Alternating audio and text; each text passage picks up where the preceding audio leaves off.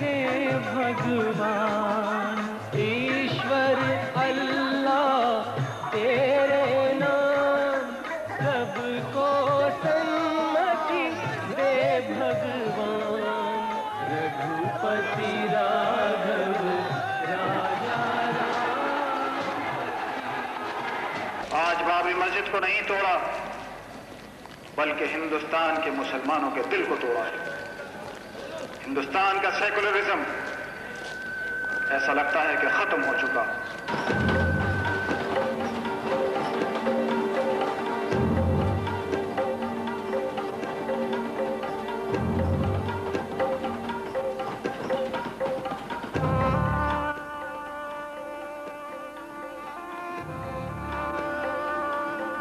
Who is in charge of law and order in Uttar Pradesh?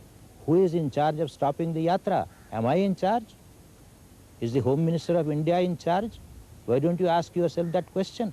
तीनों प्रादेशिक सरकारों को भंग करने की गलती मत करो, इसके गंभीर नतीजे होंगे। सारे देश में इसका आपको मुकाबला करना पड़ेगा। शांतिपूर्ण तरीके से हम लड़ेंगे और हम जनता के बल पर लड़ेंगे, कानून के बल पर नहीं।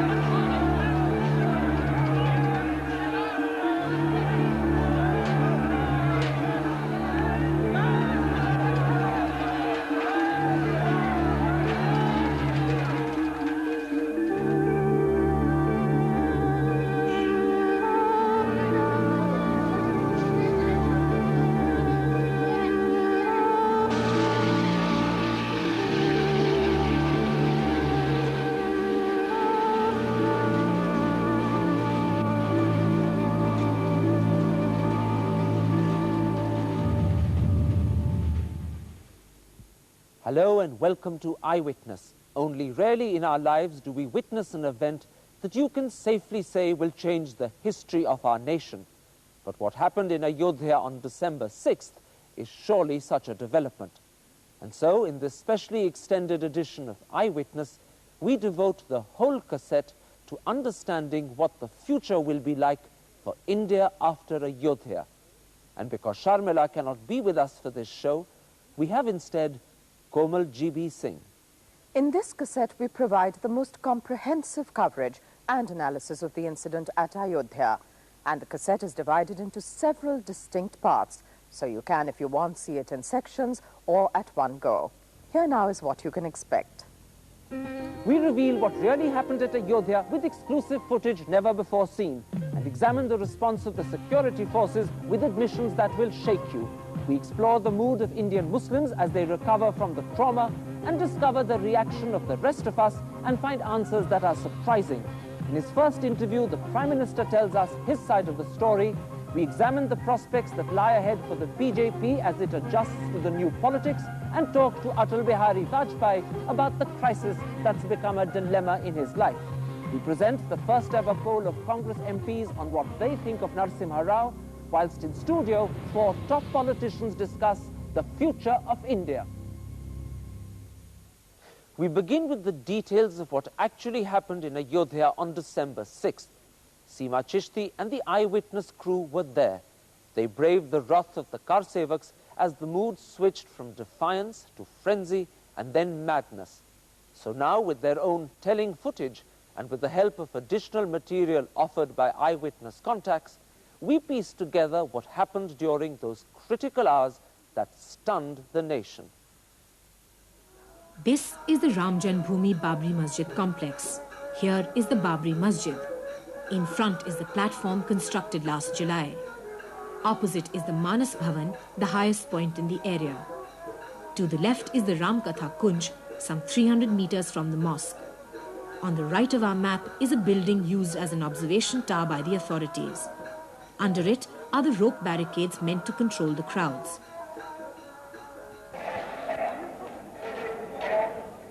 Our account begins at 7:45 on the 6th. The Babri Masjid was surrounded by early morning mist and a row of CRPF Jawans. It was evocative of preparations for a school sports day.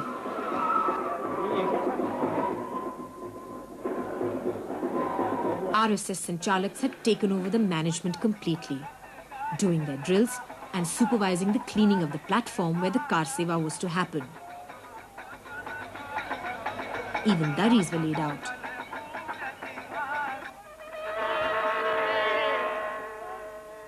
By 9, the numbers near the platform increased considerably, with a lot of women joining the crowd. Sadhus and Mahants were also struggling to occupy the limited space.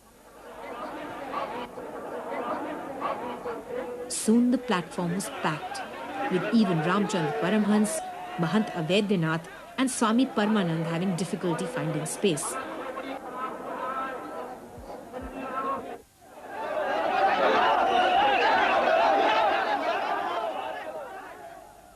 By 9:30, the confusion near the rope barricades was getting worse, and hundreds of car sevaks threatened the police cordon. However, the RSS Sanchalaks appeared to cooperate with the police, and the situation still seemed under control.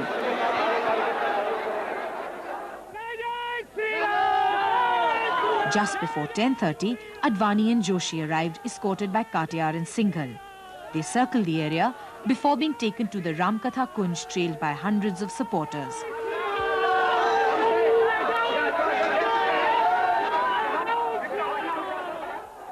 This was the point when the crowd seemed to go out of control. There was tension all around, and our team was warned to stop shooting.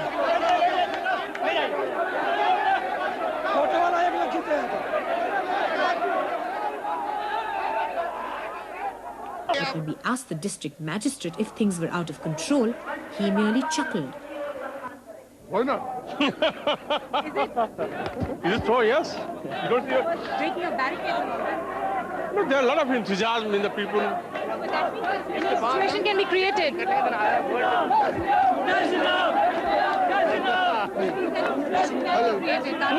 Will you be able to control it? It's under control still. It is? Yes, it is under control. Yet the police had already begun pleading helplessness.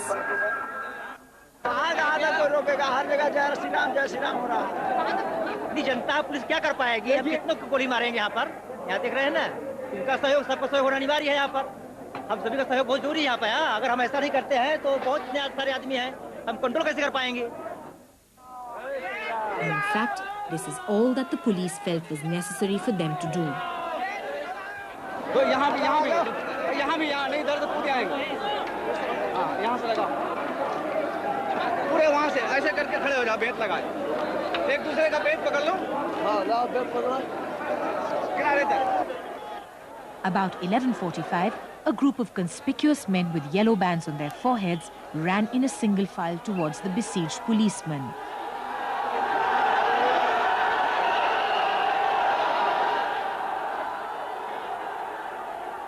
Five minutes later, Singhal reappeared and confusion ensued as he first seemed to go up on the platform and then retreat. He vainly tried to address some car sevaks before departing. So just before midday, this was the situation at the site. Some CRPF personnel were inside the complex, the UP police were near the barricades, and a lot of the press was on top of Manas Bhavan. The leaders were on the Ramkatha Kunj, addressing thousands of people alongside them. The rest of the complex was swarming with car sevaks. Our camera was here on the platform. The serious trouble started at 11:55 when stones were hurled at the masjid. Both the UP police and the CRPF vanished. What followed was a massive and sudden movement into the masjid, and I could see the car sevaks make their way straight to the top with no resistance at all from the security forces. This is what followed.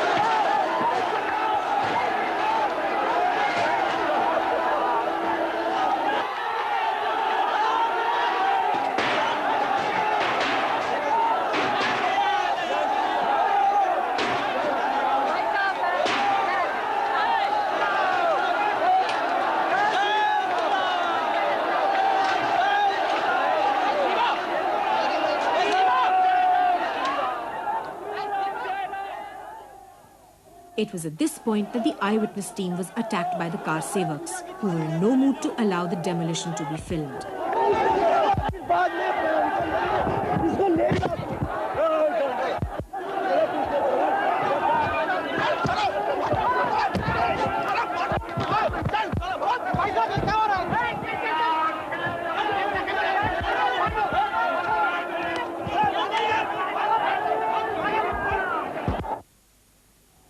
However, eyewitnesses obtained exclusive footage that allows us to show you what happened for the next 30 minutes.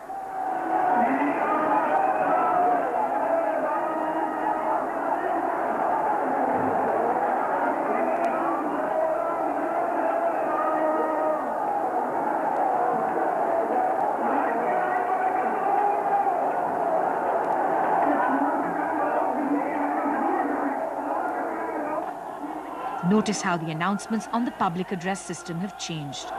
Listen to what they are now saying.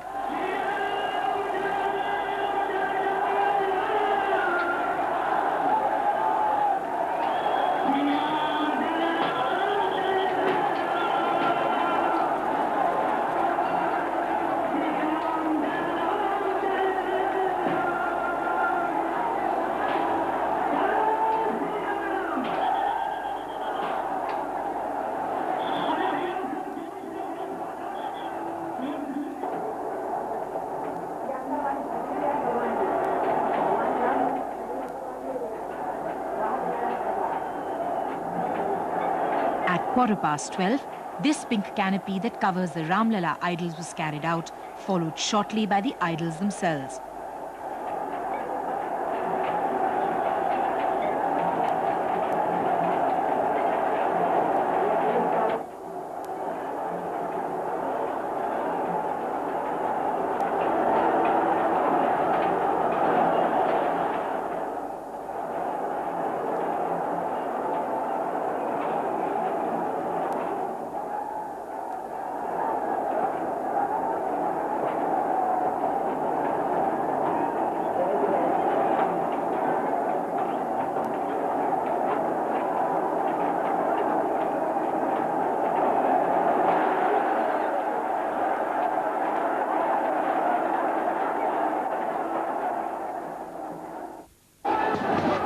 For the next 6 hours, the entire place seemed like a gladiatorial arena, with car sevaks either charging inside to assist Operation Demolition or howling and clapping with glee.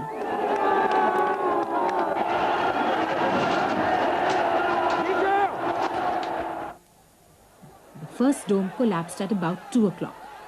The second dome fell at 3:30. At this time, I could see Vinay Katiyar and Ramchandra Paramhans on top of the Ramkatha Kunj, giving a cricket-like commentary and egging people on. The third and final dome fell at 4:55 to loud cheers. By 6 o'clock when we left the site, whilst homes in Ayodhya had been razed to the ground.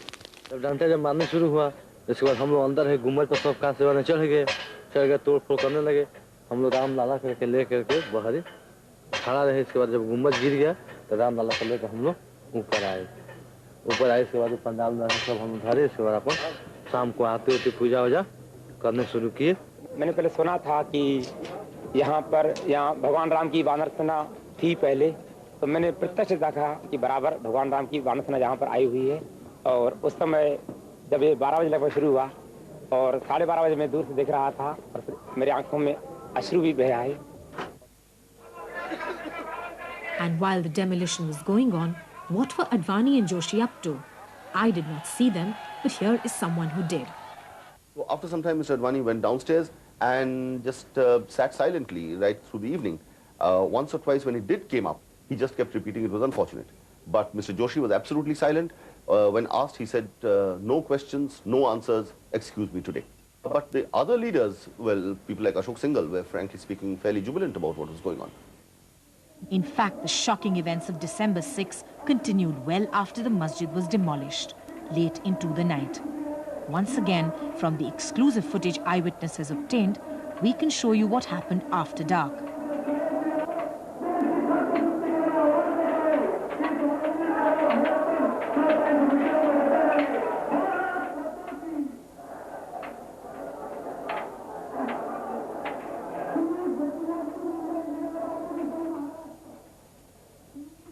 The police hung around watching the makeshift mandir being built.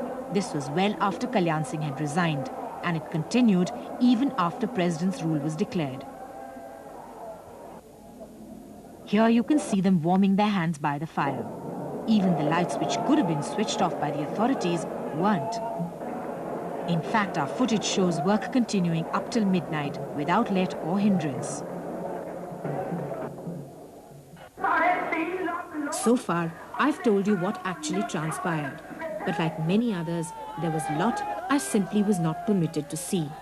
But even so, one important question arises about what happened. The 3 domes were leveled within 5 hours. Though passions were running high and the crowds uncontrollable, it was obviously premeditated by some people. The question now is, who exactly masterminded the whole show? There is ample evidence to suggest planning.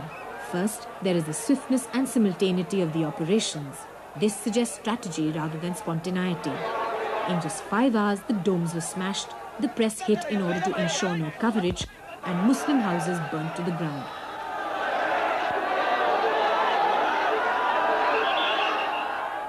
Secondly, the RSS Sanchalaks, who started out as policemen, ended up as poachers. We actually filmed one Sanchalak performing both roles. Here at 11, you see him performing police-like functions.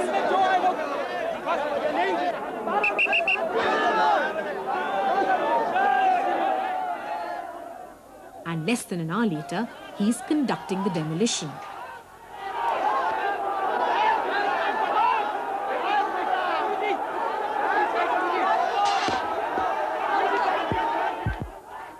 Thirdly, there is the way the public address system began instigating the mob.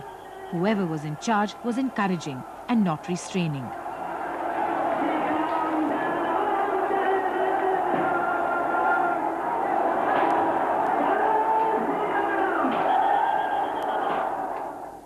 And when we got back and looked at our tapes, we discovered what people had been saying an hour before the demolition began.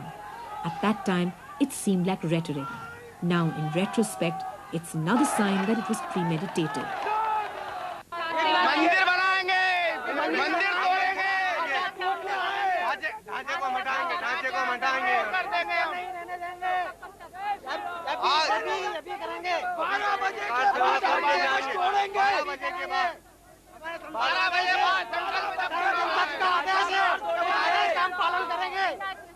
थोड़ी का है कि ढांचा टूटेगा, काट सेवा होगी sir.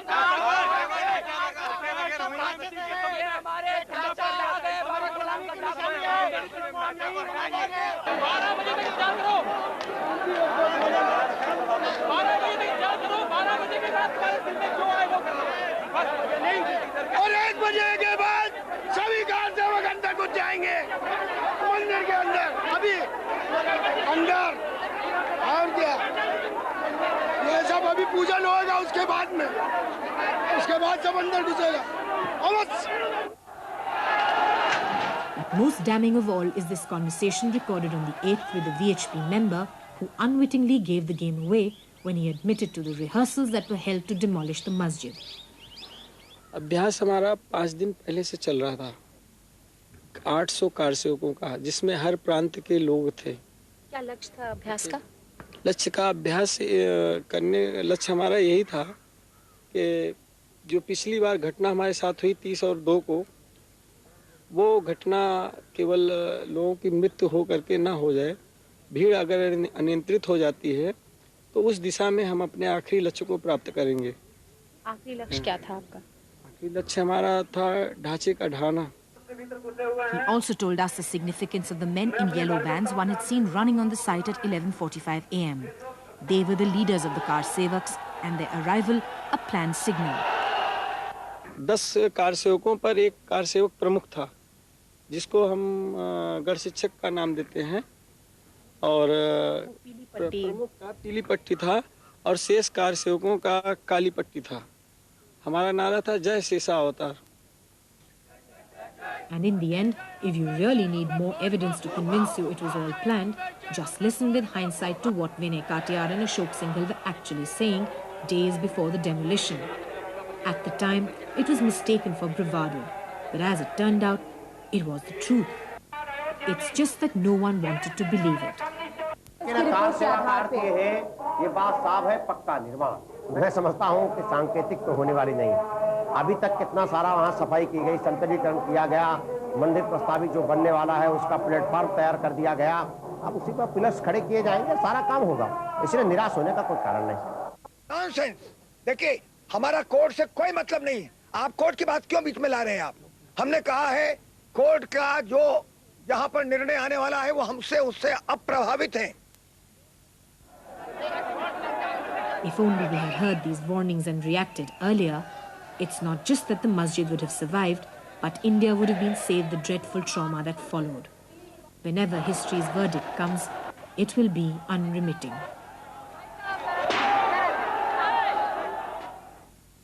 One of the most important questions that arises out of the December 6th incident is what were the security forces doing? The eyewitness team captured on film some telling moments which revealed their helplessness and even their unwillingness to act. But perhaps the most shocking is what the CRPF commandant admitted on camera to Seema Chishti. The attitude of the security forces became apparent almost as soon as the trouble began. They just disappeared, almost like magicians, who one moment can be seen and the next turn into thin air.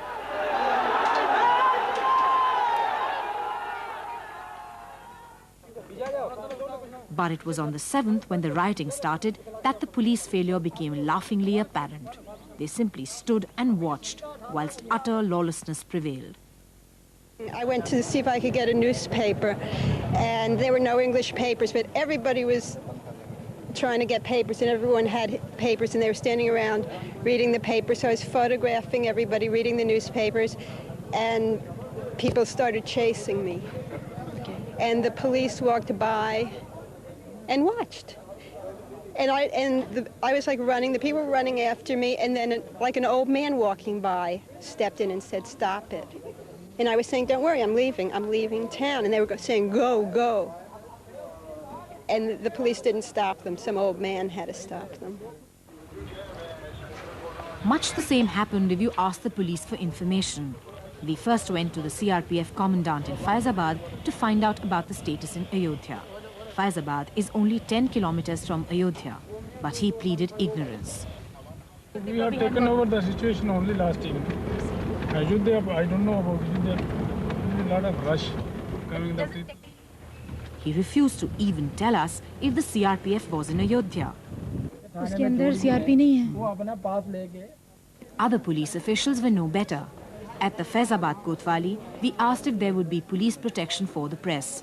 Given that there wasn't any the day before, it was probably a silly question. But this was their reply. You not providing protection. We have got better jobs to do. You've got better jobs to do. Can you give me one instance? We've got to stop what's going on there. Are you being able to stop it? Are you trying? As I said, no comments again. We demanded to see the commanding officer at the Kotwali in the belief that a more senior official would give a more responsible reply.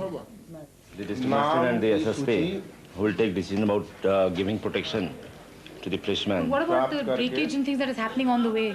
What about the breakage and things that is happening on the way? Who is accountable for that? उसके लिए तो हम लोग देख रहे हैं। अभी अभी आप लोग एक दिखा रहे हैं, वहाँ तमाम फोर्स लगे हुए हैं। अब फोर्स लगी, फोर्स तो देख रही है, फोर्स देख रही है जी। एक से एक अफवाह उड़ रही है कि होटल में आ जाएंगे, वो कर देंगे, ये कर देंगे। उसका कुछ हल निकालिए ना आप लोग। हम उन जगहों पर पूरे रोड साइड पर फोर्स लगा रहे हैं अभी। अगर जिन जिन जगह पर नहीं है हम लोग लगाएंगे, फोर्स लगा रहे हैं अभी। But the most telling revelation came to us almost by accident when a CISF Jawan told us on the 8th why his force had not defended the Babri Masjid.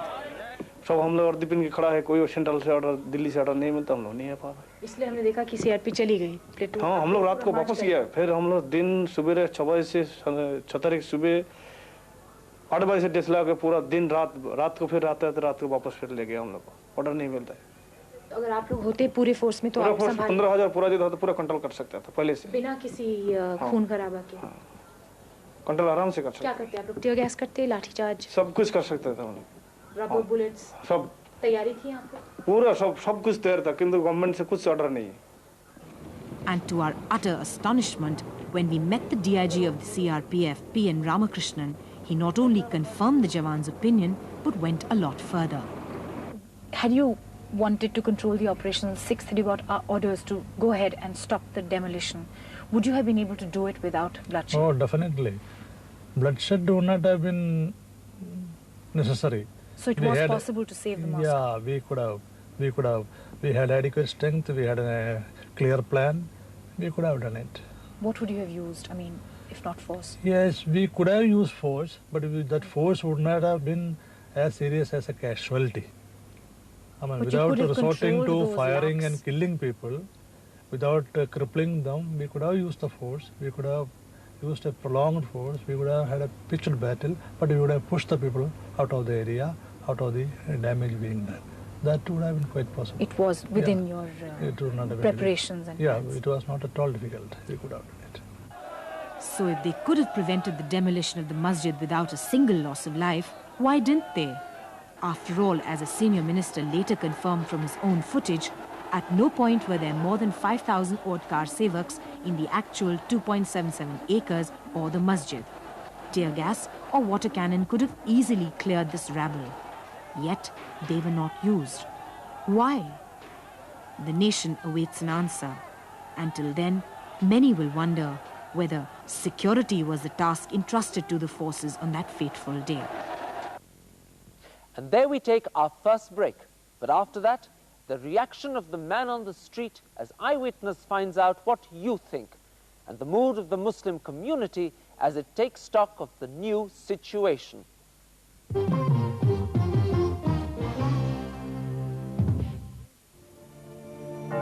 Come, discover the exciting world of ITC, where hybrid seeds born of research bring golden harvests, where pure edible oils flow in plenty into every home, where high-quality paper and paperboard surround you with magic, where new ideas in packaging and printing fulfill consumer needs, where gracious hotels welcome all with warmth and hospitality, where the excellence of traditional and modern India cross the 7 seas. ITC, new horizons, new hopes. Cycle के रखवाले हर संताले, आपकी हर जरूरत के लिए हर संताले।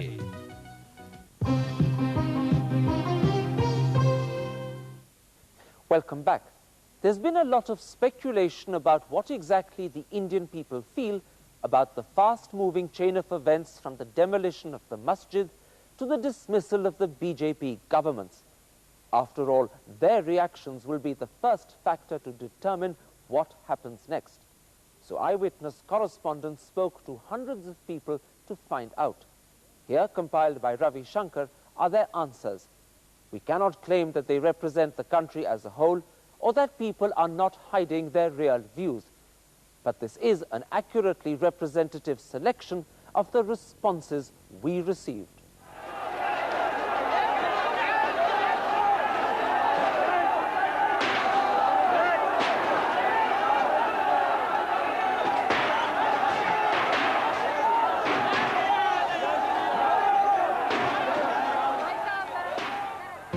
लेकिन ये सोचते हैं कि एक मस्जिद को गिराना उससे बड़ा कोई गुनाह नहीं है, क्योंकि ईश्वर और अल्लाह एक ही होता है। तोड़ना इस तरह से तो शायद ठीक नहीं था, मगर होना था ये एक बार, तो हो गया अब तो। Well, of course, it was a right thing. Well, according to me, yeah, I think it's a right thing to, of course, demolish the mosque. हमारी तरफ से तो बेकार हुआ है। अरे जो लोग कत्ले हो रहे हैं बेकार नहीं समझेंगे। It was totally wrong. That's not the way. I mean, this is not the way politics should play, actually. And what is it? I don't like it. मस्जिद को तोड़ करके हमने राम के आदर्शों को ठेस पहुंचाई है। मस्जिद का तोड़ना ठीक था, इस विषय में तो मैं ये कहूँगा कि बिल्कुल ठीक था, क्योंकि बाबर बाद में आया था और रामचंद्र जी होते, श्री रामचंद्र जी वही पहले आए थे। एक जगह से सही भी है, मंदिर वो जो मस्जिद तोड़ी गई है वो सही भी है, एक जगह से गलत भी है, क्योंकि इससे हमारी काम में बहुत फर्क पड़ा। हम तो रोज़ कमाने खाने वाले, हर जगह जहाँ से भी माल लाते हैं, जहाँ भी जाते हैं वहाँ कर्फ्यू लगा दिए गए, रोड बंद कर दिए गए, हमें आने जाने में परेशानी होती है। Whatever it is going on, it is altogether wrong. Whether it is a masjid demolished, you people, or either the mandir is demolished, we don't believe in this thing. We want peace all the time. This cannot be expected in a civilized country to break something just like this. It's a national necessity. That should have been done. Yes, it should have been done long ago. What's the use of fighting for a mosque or a temple? We are a secular state. Everyone should keep that in mind. These are producing terrorists. It is as good as giving an advertisement in a newspaper, wanted terrorist. Masjid was a historical monument, and no historical monument should be destroyed. By destroying masjid, you cannot obliterate the fact that India has been conquered by Muslims. I find what happened was absolutely right. And even the archaeologists say that there has been a mandir before a masjid. And recently also they saw that एक tomb के ऊपर मीर बाकी 1528 लिखा था. When they broke that stone and they turned it, there were चौपाइयाँ from Ramayana. ना उनको हमारे तोड़ने चाहिए, ना हमें उनके तोड़ने चाहिए. ये भी देखिए ना आप के What history says? What history says? मेरी बात सुनिए, हिस्ट्री को आप देंगे तो कुछ नहीं होगा. हिस्ट्री का कुछ नहीं है, हो सकता है शायद ना हो. ये तो कागजों के अंदर है ना, वैसे तो किसी ने नहीं देखा, ना आपने देखा ना मैंने देखा। नहीं ऐसे तो you have not seen even Ram, they have not seen Allah, then this is a separate question. That's right. Then why argue on this? That's right.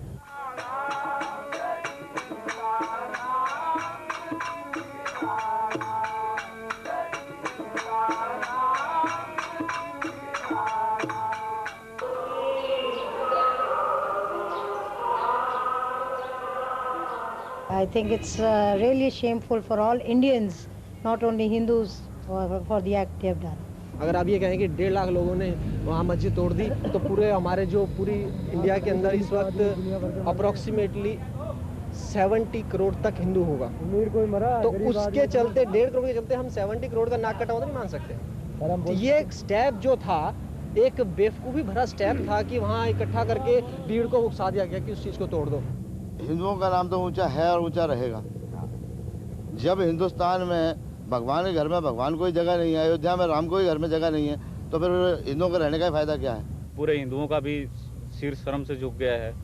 Do you think this has done proud to the Hindu religion as such? Yes. I feel ashamed that I'm a Hindu. हम लोग हिंदू हैं, हम लोगों ने हाथ में चूड़ियां नहीं पहन रखी हैं। बिल्कुल झूठ, आवाज दे, झूठ बोलते हैं, शर्म आनी चाहिए। नहीं आपको शर्म आनी चाहिए। You are political because you are journalist. देखिए मुझे बताया गया है कि Do you think the BJP has been discredited by this? Definitely. क्या समझते हैं बीजेपी की भी नाक कटी है सर? अब बीजेपी इसमें भाग ले रही तो नाक तो कटेगी। भारतीय जनता पार्टी ने एक काम यही अच्छा किया है, जो कि उसने हिंदुओं को एकत्रित किया है। उनके अंदर कुछ हिंदूवादी भावनाएं जो हैं वो भरी हैं। ये तो हिंदू तो बेकार हो गया था एक तरह से। Do you think the BJP has got discredited by what has happened? You can say 50% yes, they have.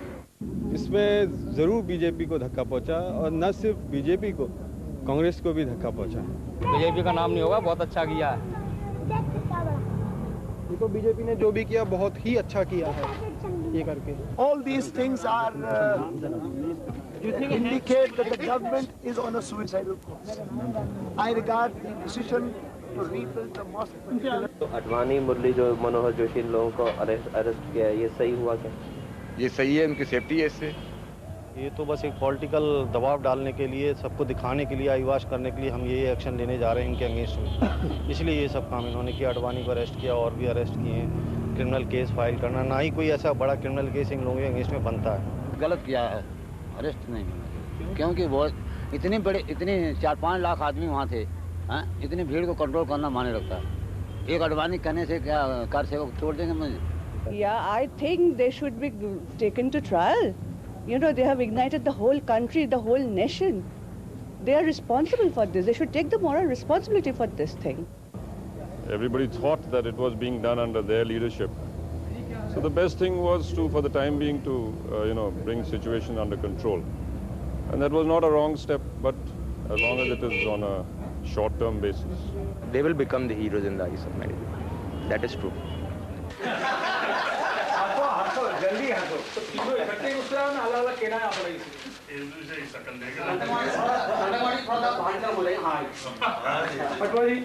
जो बीजेपी के कुछ सरकार बर्खास्त कर दिए गए हैं, जैसे हिमाचल प्रदेश, राजस्थान और जगह में, वो सही हुआ?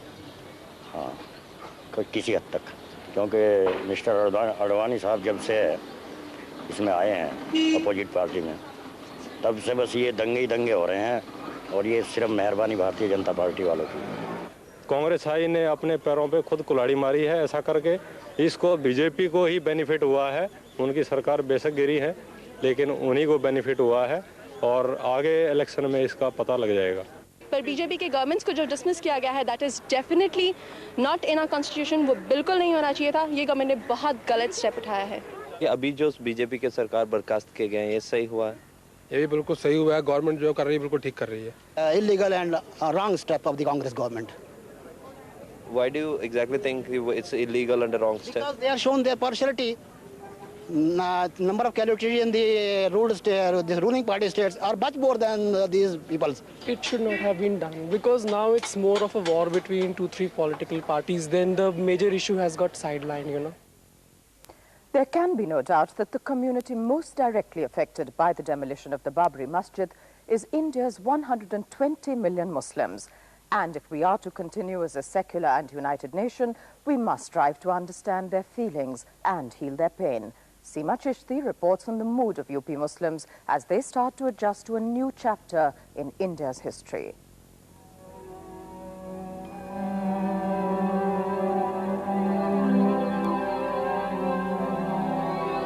कुछ भी नहीं रहेंगे, हम लोग क्या करने जाएंगे वहाँ? हम लोगों ने सब लूट लिया, जान भी ले ली। वहीं रहेंगे। फिर आए उन लोग कहने लगे तुम लोग निकलती हो कि नहीं? फिर हम लोग कहाँ जाए? हम लोग सब लोग आग लगा रहे हैं। फिर सब मिट्टी का तेल छोड़ने लगे, छोड़ के सब लगाने लगे आग। फिर सब लोग मगरिब का टाइम हो गया। फिर हम लोग कहे अब क्या करें, तो बाहर गए तो देखे लड़का को हमारे चूड़ी भोग के चले गए। चूड़ी निकाला और अपने मियाँ को सब बताया अपने हाथों से। बहुत जान से किए हम लोग के साथ। जो कुछ बचा फिर सुबह आके सब जला दिए। उनकी लाश को फिर जलाया। बहुत जान से कर दिए हम लोग के साथ। उसके बाद इन लोगों का घर थाने, जन्मभूमि थाने के सामने पड़ता है। उसमें सब आग लगाते हुए हमारा घर थाने के जरा सा दक्षिण पड़ता है, लगा हुआ है एकदम। तो 2-3 गोल मतलब कुछ हेल्प उन लोगों के मोहल्ले वालों ने किया और 2 बार अटैक हमारे घर पे किया। हमारी दुकान मतलब घर में दुकान है, 2 पोर्शन में है। उसके बाद उसके दरवाजे को तोड़ डाला, जला जाना। हमारा बड़का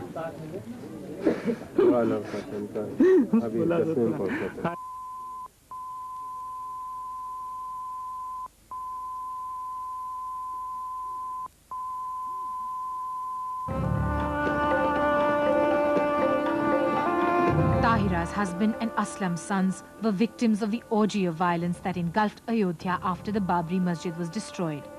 In fact, that evening, houses were burnt to the ground. Though the deaths in themselves were tragic, the real tragedy lies deeper. Because perhaps for the first time in recent history, Ayodhya witnessed real communal trouble.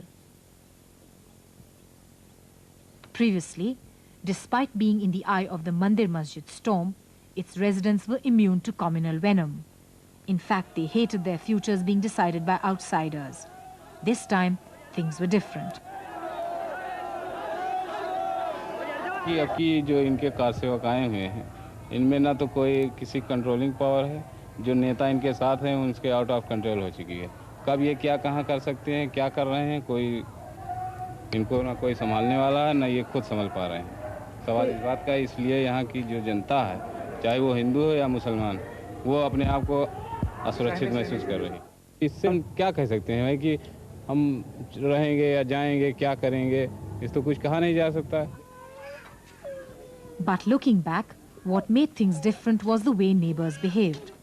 In the past, in Muslim eyes, communalism was tempered by the ethos of the neighborhood. The people next door were always there to help you, but not on December the 6th. लेकिन मोहल्ले वाला से इतना इत्मीनान था कि वो लोग कुछ नहीं करेंगे, लेकिन एंड टाइम पे ऐसा किया कि देखा भी नहीं जा रहा था आँख से। बल्कि हम लोग उस टाइम भी बोले कि आप लोग तो इतना साथ, मतलब इतना ऐसे कर रहे थे पहले से, और आज जिस तरह हम लोग को सता रहे हैं, क्या फ़ायदा। तो हंसने लगे सब मिलके।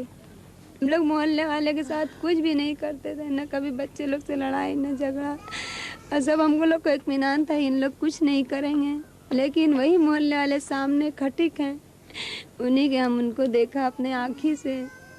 कहा भी बाबू, दाढ़ी में हाथ भी लगाया, बाबू हम तुम लोग के साथ क्या किया था जो हमको ऐसे आप लोग कर रहे हैं। As a result, horror at the turn of events was widespread. It was not just the loss of a masjid. There were two other reactions. First, there was the emergence of a new gulf between the two communities. जैसे जो हम लोगों के आपसी terms थे, उसमें भी गिराव आ गया है। जैसे हम एक दूसरे से मिलते जुलते थे, बहुत मतलब पता नहीं चलता था कि फैजाबाद में इस किस्म की धार्मिक चीज़ें हैं, लेकिन आज जो है इससे काफ़ी असरात पड़े हैं इस बाबरी मस्जिद के गिर जाने से, क्योंकि इनके ऐसे ऐसे किस्म के नारे जहाँ पर लगाए गए हैं, समझे, उससे मुस्लिम तो जागेगा। But perhaps even more importantly, the Muslims we met were embittered by what they perceived to be the central government's role in the affair. The BJP's anti-Muslim stance is a fact most have come to accept. What came as a shock was the centre's complicity. कि हम जिस महल्ले में रहते हैं उसकी खबर मुझको रहती है, या उस महल्ले का कोई बड़ा शख्स उसको खबर रहती। इतने बड़े मुल्क का वज़ीर आज़म और उसको खबर नहीं है 10 घंटे तक वहाँ साहब, और अगर खबर नहीं तो आपकी इतनी बड़ी इंटेलिजेंस है, उसको कहा है सबको डिसमिस कीजिए, ख़त्म कीजिए। दोनों हुकूमतों की साजिश से मस्जिद ढाई गई, इसमें कोई शुबा नहीं। और ये सबसे बड़ा हाथ जो है ये सेंट्रल गवर्नमेंट का है। अगर उनको मालूम था कि मस्जिद शहीद होती है और 24 घंटे वो कुछ नहीं कर सके, और जबकि राष्ट्रपति शासन लग चुका फिर भी कुछ नहीं किया उन्होंने, इसमें राव का सबसे बड़ा हाथ है। हम तो ये कहेंगे कल्याण सिंह तो कम इसमें इन्वॉल्व है, सबसे ज़्यादा राव इन्वॉल्व है। But if you explore deeper, there is something more serious behind such allegations. It's not just a loss of confidence in the government of the day, but also a questioning of the Indian state's commitment to secularism. Though few Muslims believe it's completely finished, in many eyes, the commitment is now in doubt. बहुत बुरा हुआ। एक तो ये है कि हिंदुस्तान के अंदर हिंदुस्तान जो एक सेकुलरिज्म मुल्क है, उसके अंदर किसी भी इबादत गाह को तोड़ने का किसी को हक नहीं है, ठीक है जी। और दूसरी बात ये है कि जो हमारे हिंदुस्तान के कानून की धज्जियाँ उड़ गई हैं। ये कतई भरोसा नहीं है कि जमहूरियत का, जब हमारा मजहबी नहीं रह जाए रहा है, कोई चीज नहीं तो हमारा क्या है। हिंदुस्तान में रह गया, हिंदुस्तान में कोई अब हम तो यही चाहेंगे कि ये हमको हमारा हक दें और ये अपने अलग हो। And what adds to such Muslim doubts about secularism is their perception of the role of the security forces. Today, they feel they cannot trust the so-called guardians of the law to protect them. Car सेवक नहीं मारे, हमको PSC ने मारा। PSC बहुत मारा। Car सेवकों नहीं, लेकिन कार सेवक नहीं मार पाए। तो कार सेवक घेरे थे ना, घेरे हुए थे, लेकिन वो मार नहीं पाए, जबकि पीएससी वालों ने सिर्फ मारा है। मैं एक चीज़ ये मोटी जानते हैं साहब, इसके अलावा तो एक जाहिल आदमी है, इतना जानते हैं यहाँ जो भी आया वहाँ से, दिल्ली सरकार से भी जो फोर्स आई, समझ रहे हैं आप, और जो यहाँ की फोर्स है, ये सब एक आपस में रहे। But as you wander through Muslim UP, it's not anger and resentment that you find, so much as cynicism and tiredness. Muslims are drained and weary. The experience has taken its toll, and Muslims are hesitant to come out openly on the subject. A lot of them even regard their own opinions as hardly of consequence. अब ठेस तो पहुंचेगा ही, लेकिन ठेस के अलावा इसमें करेंगे भी क्या हम? हुआ तो वो जो हो गया तो उसके लिए अब क्या करें, वो तो हुआ वैसे गलत हुआ। ऐसे बहुत कुछ है पर हैं? तफसील से बताइए किस किस तरह से? अरे बाबरी महंगी बोलिए। किसकी वजह से हुआ ये? भाई इसको तो हमको नहीं मालूम कि किसके वजह से हुआ। In a sense, it's resignation, and there can be many reasons for this. First, perhaps the logic of numbers has been driven home by the Karsevak's show of strength. और ख़ास तौर से तो अपने यहाँ फैज़ाबाद में तो बहरहाल हम लोग तो एक इस तरह से कैद खाने में जिससे बंद इस तरह से हैं, रखते हुए बोल नहीं सकते कि कलेजा है लेकिन हम बोल नहीं सकते, बोलते हैं तो आप 10 हैं हम तनहा, हम क्या करेंगे? वही है, मैं डर के मारे नहीं बोल सकता, तो जब मैं डर ही रहा हूँ तो दूसरा बोलेगा क्या? आमतौर से आप हमको देख ही नहीं कि ये फला आदमी डरपोक है, ये बोलेगा नहीं तो हम क्या उसको कहें? अरे हम किसी के सामने कुछ अपने बने तो वो मेरे ऊपर हावी हो। अपने धर्म का जो चीट टूटी तो दुख पैदा हो गया कहीं हर आदमी के यहाँ, लेकिन हो गया जो हो गया, उसमें सबको इत्तेफाक करके रहना चाहिए। हर कोई कहीं हम एक जगह रह रहे हैं, है ना? But in addition, there is also a practical dimension to the problem. The community remains very backward and now acutely aware of it. Being a minority, and a minority with a large underclass at that, doesn't add to its confidence. और ये सब गरीब आवाम हैं, इनके एक सुबह में अगर कमाने वाला चला नहीं जाए तो पूरे घर के अंदर में कोई रोटी पकाने वाला नहीं। ये रोज़ाना ताज़ा कुआं खोद के ताज़ा पानी पीने वालों में से हैं और बहुत ही ज़्यादा निचोड़े हुए हैं। ये तारीख गवाह है कि अयोध्या का मुसलमान ये साबित कर दिया कि इस्लामी जो तारीख़ात हैं वो उसमें ये बाब लिखा जाएगा कि मुसलमान कमज़ोर नहीं है, वक्त के साथ चल नहीं पा रहा, लेकिन इंशाअल्लाह ताला हम मजबूर हैं, कमज़ोर नहीं हैं। So though today the situation may appear quiet, it is in fact an uneasy truce that prevails between the two communities. And now it's not just an urban problem. This time, the significant feature was that tension spread to the villages. In fact, this is where the Ram Janmabhoomi movement scored.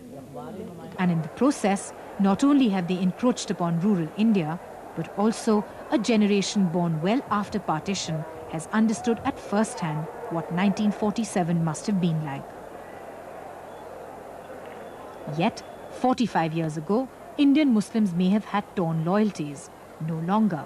Today, the Muslim is quite clear about where he belongs.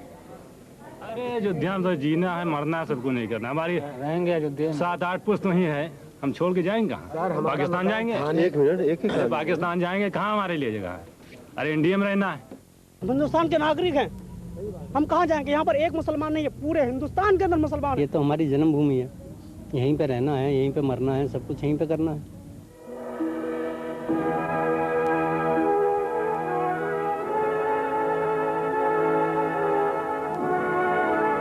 While that is reassuring for those who believe in a secular India, you still cannot escape the fact that at no time during the past 5 decades was India's secular fabric so badly strained. Soon the event itself may pass into history, but we still have to deal with the scars it has left behind. क्या हो रहा है? हुकूमत क्या कर रही है हमारे लोगों के साथ? इन्नल्लाह मअस-साबिरीन अकेले साथ है। अल्लाह हमारे साथ है, मैं महफूज हूँ। कोई बात नहीं हमारे लिए घबराने की। बस पावर दो, अल्लाह ताला देगा, हमारे अंदर सब कुछ पावर है और कुछ नहीं पावर। हुकूमत का क्या पावर? हुकूमत आज पावर दे देती तो आज इसी बात न पैदा होती हमारे लोगों के अंदर। अब जाइए, अस्सलाम वालेकुम। ज़्यादा नहीं करना चाहता। But there is a thought that can speak when words fall silent. काबा अगरचे टूटे तो क्या जाए गम है शेख, ये कसर दिल नहीं कि बनाया न जाएगा. Even if the Kaaba comes down, it can be reconstructed. But if the castle of the heart is broken, it cannot be put together again. At this point, we take another break. But we'll be back in a moment with the Prime Minister's first interview, as Eyewitness asks him where he went wrong.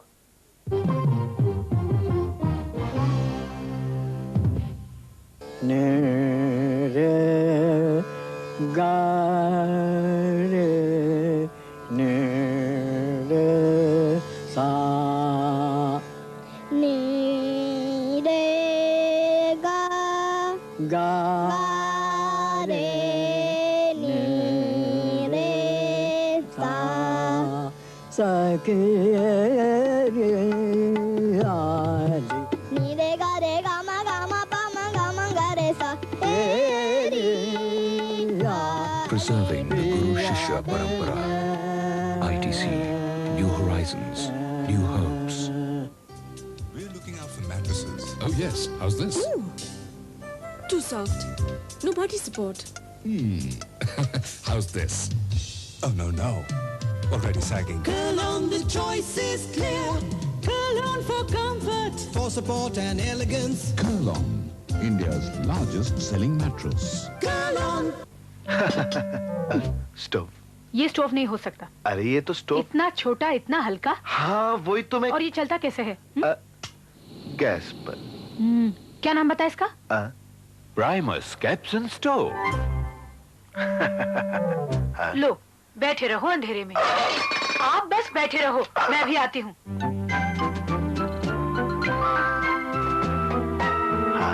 नाम नहीं पूछोगे? Primus Capson's Lantern 200 watt वाला।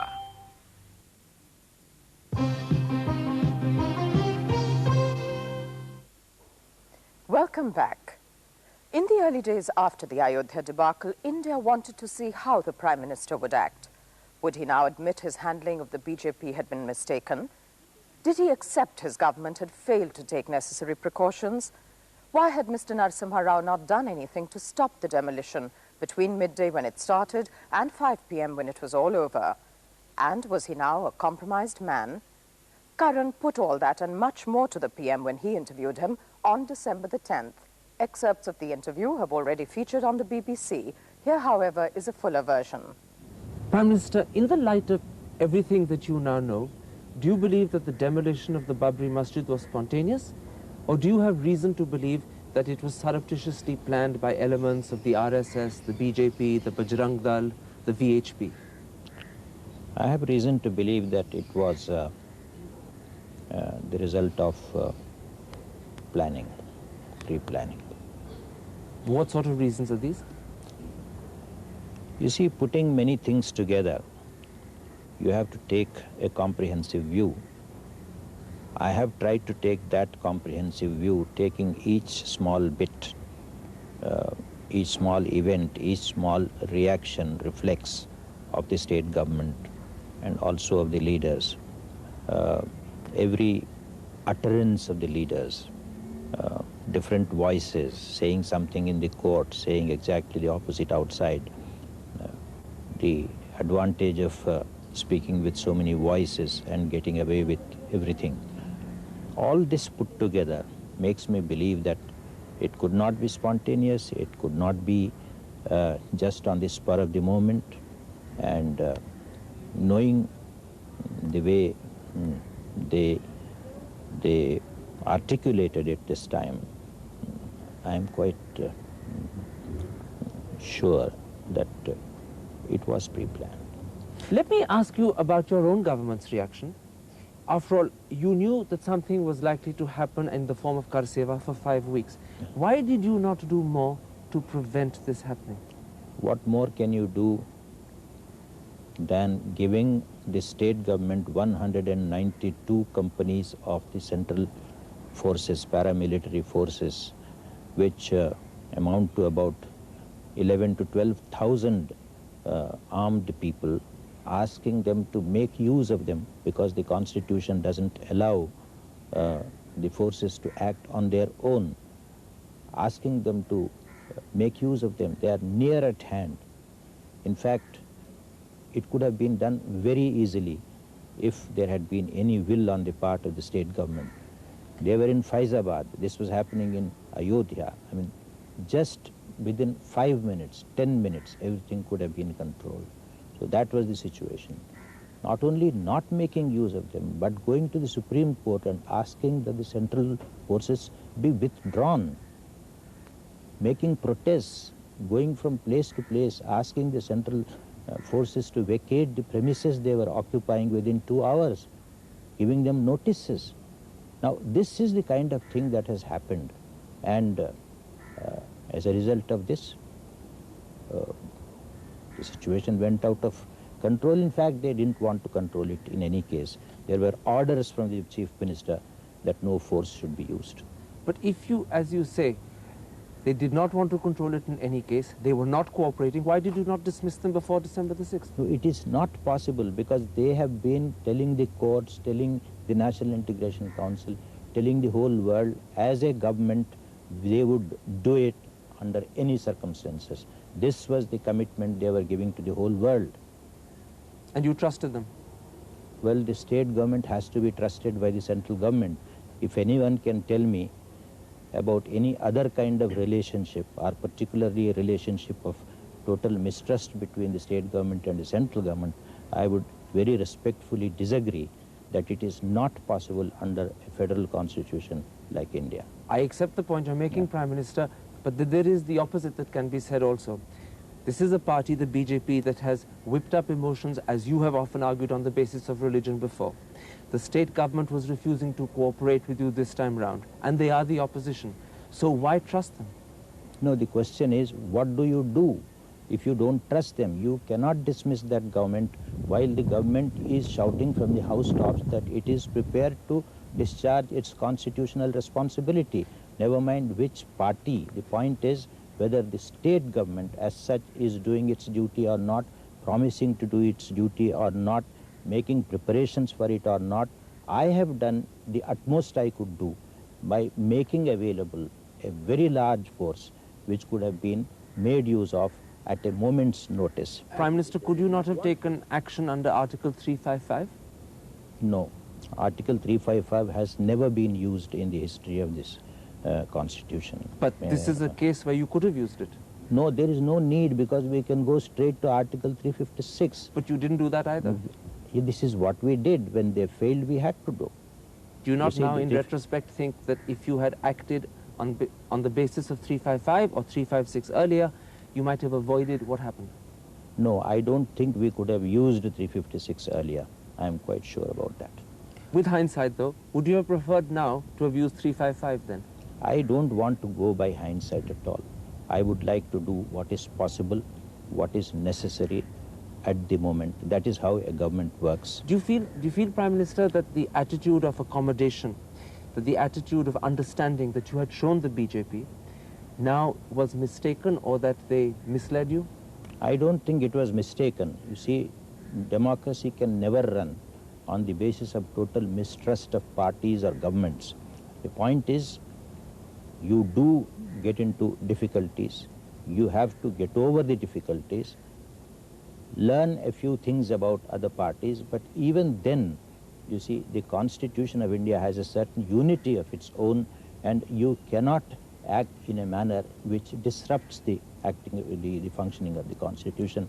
I think that is a lesson which everyone has to bear in mind. That is a principle which everyone has to bear in mind. I cannot become unprincipled and violate the Constitution because somebody else has done it. I mean, I don't think anyone can recommend that or commend that. Your Home Minister has at least twice spoken of a contingency plan which he said he had. Yeah, this was a contingency plan, giving them the force that they need. In case of need, they have to use it, asking them to use it, and telling them time and again, every hour, to use it. But was there a plan which could have been activated when you realized that they were not using the force you had made available and that things were going out of control? Well, this is what I am saying. You see, you have to go up to a point in trusting the state government. There is no way you can say that you are not going to do it, therefore, for every step I have a counter step. This kind of thing will not do. The moment our forces were sent there, the protests that came from the government of Uttar Pradesh and the BJP everywhere, including the Supreme Court, they have to be seen to understand what it was, even to send forces there. Let's just talk a little about the forces, Prime Minister. By all newspaper accounts, the demolition began just before midday and it lasted for some 5 hours. Why was it not possible for your government to act during that time? Yes, these hours have been noted. What happened at what time has been noted. We are coming out with a white paper on that. I will give you, that gives you all the details. But in short, I could tell you that it was known to us only after 1 o'clock. We asked them They said, we want 25 companies. 25 companies were immediately made available. Then again they said we want 50 companies. They were also made available. In short, when they were on their way to Ayodhya, they were stopped in the middle. There were 200,000 people milling around. The magistrate said, I am under strict orders of the Chief Minister that force should not be used. Now you cannot proceed without using force, therefore I will not allow you to use force. You please go back. So do you have the impression that the Chief Minister was saying different things to you and different things to the magistrate? Absolutely, absolutely. He was actually playing tricks, to coin a phrase. Well, phraseology is yours, but I am telling you what happened. And you're not disagreeing with the phraseology? Well, why should I? It is your phraseology, but so long as the substance is the same. One other thing, Prime Minister, the actual assault on the masjid proper began around midday, but your forces didn't clear it till some 16 hours later, although when they did so without loss of life. Why was that clearance, because that direct action not possible earlier? The man on the spot who was in charge of the operations said that they could do it in the night, not during the day, when still 150,000 people were milling around. He waited for the night and then made the assault. So the timing of the assault was decided by the man on the spot for strategic reasons? Yes. There's no political connection there not at all. whatsoever? Not at all. In fact, we were asking him to do it all the time, but he said, no, I will have to do it only in the night, after nightfall. Why did your government not stop the yatras that went on for a week prior, led by Mr. Advani and Dr. Joshi, when it was quite clear that they were whipping up emotions and creating tension? In this country, we don't stop yatras just for stopping them. Mr. Murli Manohar Joshi also went on a yatra, All India Yatra. We did not stop. Everyone can go everywhere. I mean, there is no stopping this. And in fact, if we had stopped the yatras, we were not quite sure that things would not have worsened. I mean, he is a leader of stature. He is going. We think that he is going. I mean, he says he is going to control. He is also making fiery speeches. We know what is happening at the moment, at that moment. We are watching, but we cannot really stop the yatra. Have you ever seen a yatra where thousands and thousands of people are participating, being stopped? You mean a bloodbath there on that same spot? And how do we enter Uttar Pradesh? Who is in charge of law and order in Uttar Pradesh? Who is in charge of stopping the yatra? Am I in charge? Is the Home Minister of India in charge? Why don't you ask yourself that question? The yatra starts from Mathura. Mathura is in Uttar Pradesh. Law and order is the Uttar Pradesh government's job, not mine. Why did your government not try and limit the congregation that assembled? There were some 3 lakh car sevaks by some account in Ayodhya. Could you not have limited that number? It did not work in 1990. But it could have been tried in 1992. No, it could not have been tried because you cannot stop people from going anywhere. You see, you do not know what they are going to do. The point is that if there is a yatra, if there is a religious fervor, somebody wants to go and do kar seva according to the definition given by the Supreme Court. It's not as if all kar seva was banned. The Supreme Court gave the parameters of this kar seva, and they were going to do just that. That is what everybody knew about the kar seva. How do you think anybody will stop or can stop any kar seva? Kar seva was very clearly delimited by the Supreme Court. What all you want to say is, I should have done it in spite of it.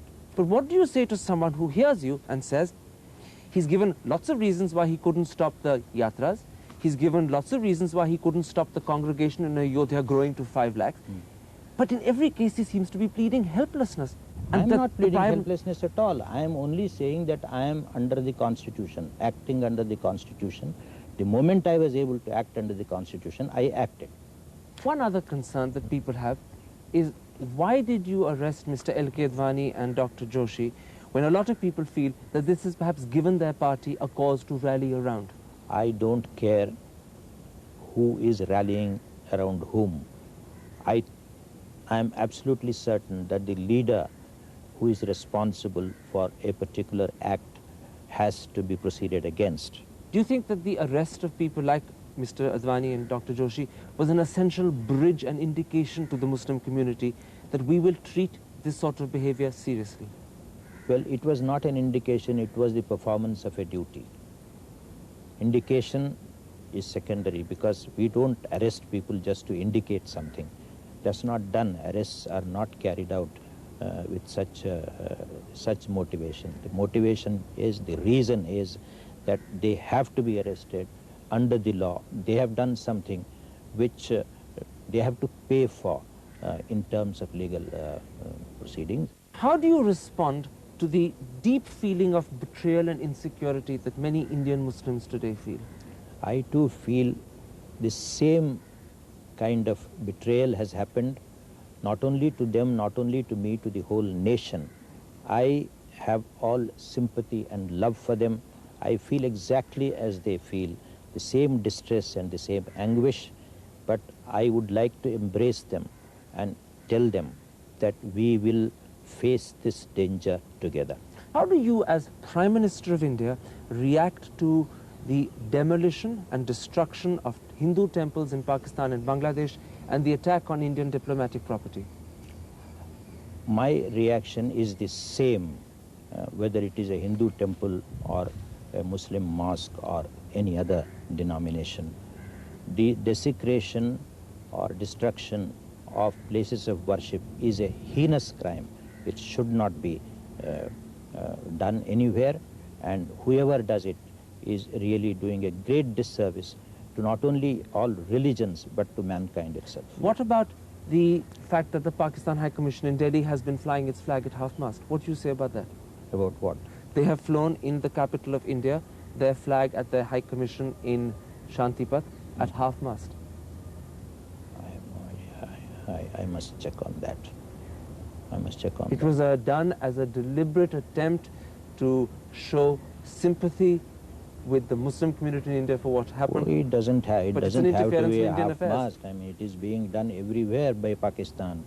Pakistan is heading this campaign. Everyone knows that. Do you, as Prime Minister of India, resent the fact that they are using this politically? Of course, I resent it. I have expressed it several times. I have made it absolutely clear that this is not on, but this is going on. This is what the unfortunate part is. One last question, Prime Minister. You spoke about duty, but when you first came to office as Prime Minister, you defined your duty as putting India's economy back on the rails. Yes. And you did so by launching some of the most far-reaching economic reforms. Now it's widely believed, in the light of what's happened, they've either been shelved or they've been forgotten about or derailed. Is that so? Well, I think none of these is true, neither derailed nor shelved nor forgotten. The only thing is you have only one event that hits the headlines. No event hits the headlines always. I mean, today Ayodhya has hit the headlines. After a few days, it will no longer hit the headlines. We will go back to our economic program. In fact, the economic program is on. There has been no interruption whatsoever. So all the speculation is unfounded?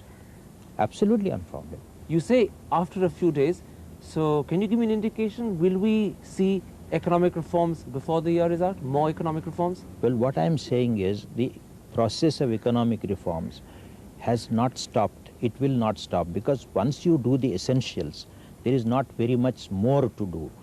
You have to do a few things here and there by way of maintaining the pace, etc., which is being done. But that is not noticed because that becomes routinized. But you're still committed to things like an exit policy, to freeing the exchange rate, to all those greater financial reforms of banks. Yeah, all those matters are being examined. You see, there is no such thing as an exit policy properly so-called.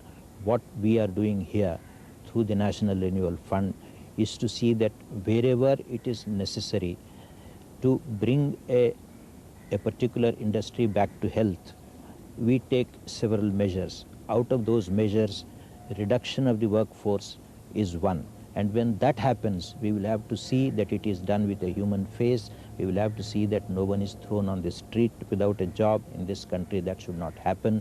And that aspect is being taken care of. My last question, Prime Minister, addressed particularly to those who are supporters of yours. They look at you and they say, the Prime Minister's in a no-win situation. If he is strong and tough with the BJP, he could polarize the situation and make matters worse. If he doesn't take strong action, he'll lose the Muslim community. I am not in a no-win situation. I am not really out to win communities. I am out to do my duty, and that is the duty of secularism. I have to see that this country is held together. I do not really calculate what is going to happen tomorrow. I am calculating what is to happen in the long run, and that is my real concern. This India should remain, should live forever for the coming generations. And the Congress Party is behind you. The Congress Party is solidly behind this. The cabinet as well. The cabinet, the Congress Party, every congressman in this country is behind this. No one wants anything else done or anything different done. In which case there is no question of Mr. Narasimha Rao resigning as Prime Minister of India. Why should I? There is no question. No question at all. You will finish your full 5-year term? Of course I will. I will. Prime Minister, thank you very much indeed. Thank you. Time for another pause, but then what the Congress Party thinks of Mr. Narasimha Rao as we present the first ever poll of Congress MPs.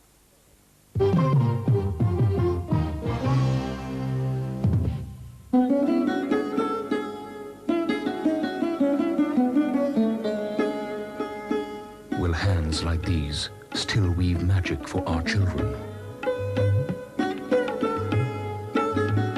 Reviving timeless traditions. ITC, New Horizons, New Hopes. वैमी कॉल गम जो चिपके सालों साल खेलो और मौज मनाओ खिलौने वैमी कॉल से बनाओ गुड़िया को लगाओ मूछ चूहे को शेर की पूंछ घर बनाओ फूल बनाओ दुनिया वैमी कॉल से सजाओ वैमी कॉल चमत्कारी गम खूब चिपकाओ इसके संग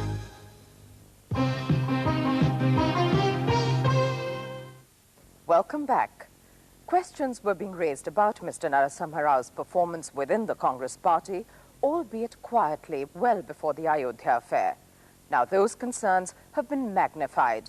As he swung from a policy of seeming inaction to one of apparent overreaction, the Congress behind closed doors began asking how long he could continue. Mekhla Deva and Sabyasachi Jain spoke to over 75 Congress MPs to put together the first ever poll of the party's legislators. They found out what the ruling party really thinks of its leader, and their story raises the curtain on the truth behind the Congress's public image. For 36 hours after the Babri Masjid came crashing down, it seemed so would Narasimha Rao. As the cabinet hurriedly assembled late at night on December 6th, the Prime Minister's head was on the block. One after another, ministers attacked him. Taking advantage of the widespread sense of shock, Arjun Singh discreetly tested the waters. But by the morning of December 8th, the party had apparently rallied round. A cabinet minister who'd scorned Rao on December 7th with the words, "That man is just not in the habit of taking decisions," now said, "Any delays in decision-making are not without reason. Rao's position in the party is now unassailable." To find out if this was really so, we talked to a wide cross-section of prominent congressmen and women. Separately, we conducted the first ever poll of Congress MPs, choosing our 76 respondents at random. The picture that emerged was not entirely reassuring for the Prime Minister. This kind of level, so far as in my nearly 15 to 16 years parliamentary career, I never seen such kind of a dissatisfaction. The flashpoint, of course, was Ayodhya. In our poll, as many as 53% believe the situation was mishandled, whilst only 42% say the Prime Minister couldn't have done better.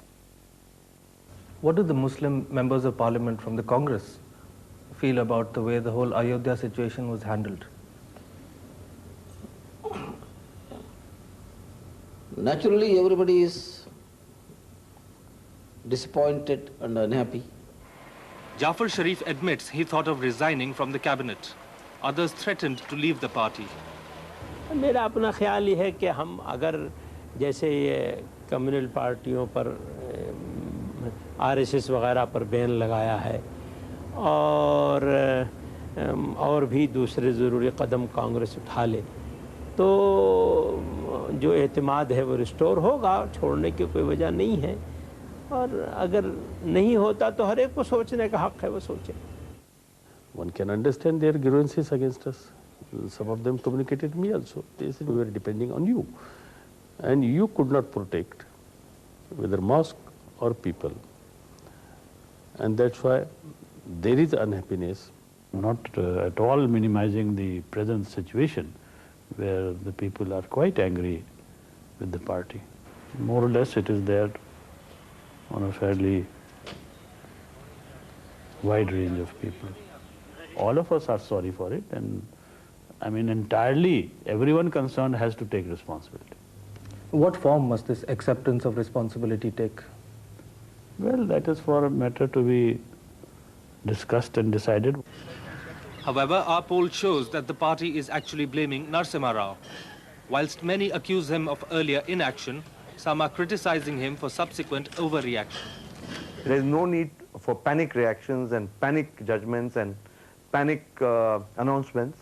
I think we should think over the matter coolly, get everybody together now that the act has been done. It's Ayodhya that really brings out Rao's critics. Only 20% feel he's emerged unscathed, whilst 4 out of 5 say he's been weakened. Though publicly the party has rallied round the PM, in private they are pointing fingers at him. We made a promise in our manifesto that the temple will be built without dismantling the mosque. Now the mosque is no longer there. To that extent, we have failed to keep our promise in the manifesto. There's a Urdu couplet on that के इधर उधर की बात ना कर, ये बता कि काफिला क्यों लुटा. हमें राज़नों से गर्ज नहीं, तेरी राबरी का सवाल है. Question is of leadership. What role the leadership of the country played at this crucial hour. But it's not only Ayodhya that congressmen complain about. Many are also concerned about the continual erosion of the party's image because of what they see as the Prime Minister's neglect of issues as far apart as the banishing of Bangarappa and the process of economic reforms. On Bangarappa, the MPs are quite explicit. Though 1/3 of them think Narasimha Rao handled the Bangarappa issue well, 2/5 feel he bungled. One MP from Karnataka even felt the need to add another box to our questionnaire. Very badly handled, he said. Though I am very sure that the High Command knows the need for replacement, but the delay in replacement has caused little damage to the party. The next question produced yet more negative results. Whilst 38% approved of his handling of Kashmir, the majority did not. One minister said, It hasn't been handled at all. Though 5 MPs said Rao's handling is imaginative, one of them actually meant something else. Yeah, it's imaginative. It's all in his mind, isn't it? It is not limited to law and order. There is more than that. So it requires more imagination? It requires more efforts, more communication with the people. Issue is the long-awaited cabinet reshuffle. Most MPs think it's the PM's prerogative to choose the moment, but 1/3 feel strongly enough to find fault. He's handling some of the most important ministries all by himself. Yeah. And that does lead to slowing down of the administration in those ministries? Well, that does affect. That does, at least I can say from the viewpoint of performance in the parliament. There are 2 rooms full of files, waiting for his clearance. It's physically impossible for him to even sign them all. Visitors ask me, who's your foreign minister? I say Prime Minister. Who's your commerce minister? Prime Minister. Who's your industries minister? Prime Minister. Who's your law minister? Prime Minister. This is too much. But perhaps what's most dividing the party are the economic reforms. While 38% feel the need for fresh impetus, many are more concerned about their vote banks. One way or another, as many as 83% of MPs are unhappy. What we have seen in Eastern Europe, what we have seen in former USSR, if decision in the front of economy is not taken at proper time, ultimately that economy and these delay in decision affect the whole nation. They're not moving forward. Now, there is no way you can jump half a well. If you want to reform, you must go through the whole process of reform. You cannot stop. You cannot hold back. You cannot turn back. I do feel that our vote bank will be affected when there will be a propaganda that the subsidy withdrawal has been done on instance of big, IMF, World Bank or the imperialist countries. So many MPs disagreeing with the pace of reforms is probably an indication that Rao has failed to explain what he's trying to do. His economic initiatives were never discussed in party forums. We were only asked to endorse them. He talks of consensus, but where is the consensus within the party?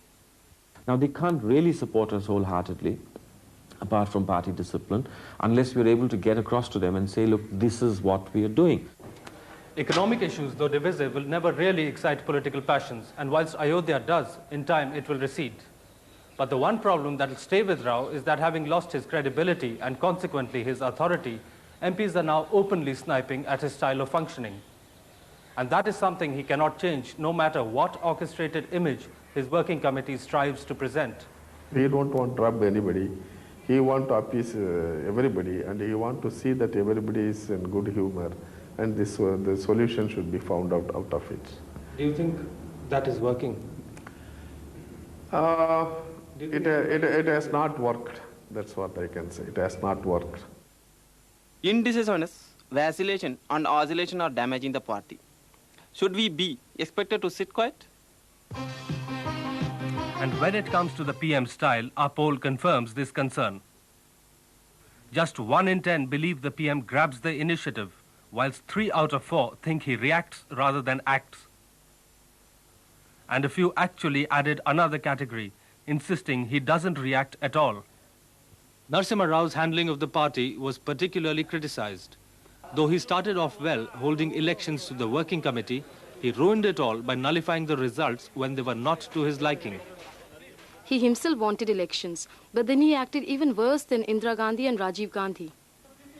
An example of such concerns is the fact that the vacancies in the CWC have not yet been filled, and the Congress Parliamentary Board remains unconstituted. I don't understand explanation for this delay.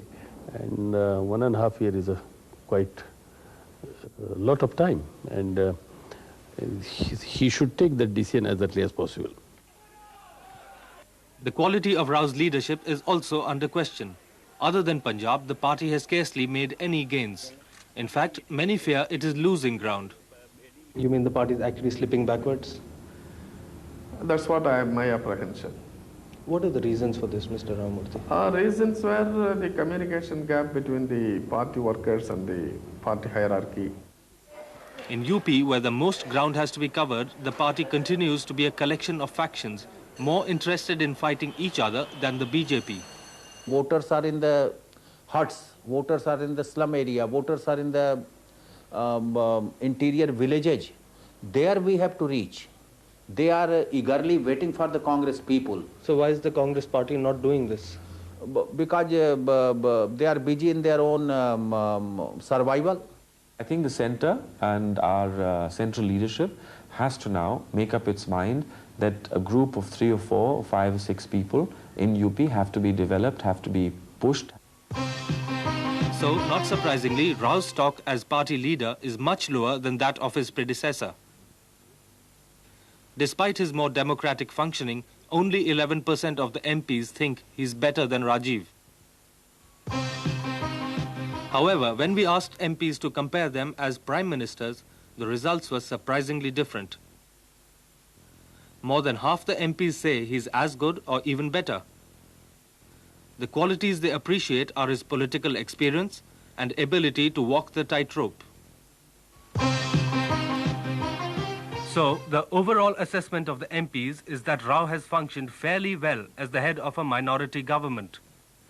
Half of them grade him as excellent or good, but 1 in 6 put him down as bad or very bad. But the real question is, how long can Narasimha Rao survive? He lacks charisma and has no political base to speak of. Many say the only factor that keeps him in power is the composition of the Congress Parliamentary Party, which is dominated by South Indian MPs. Whilst a man at number 1 Racecourse Road looks a likely successor, Rao is reasonably safe. If Arjun Singh becomes PM, we'll all get a few favors done. But what will happen to the country? Do you have ambitions to be Prime Minister someday? Well, this is such a, what you call, ghisa-pita question that I don't even feel like answering it.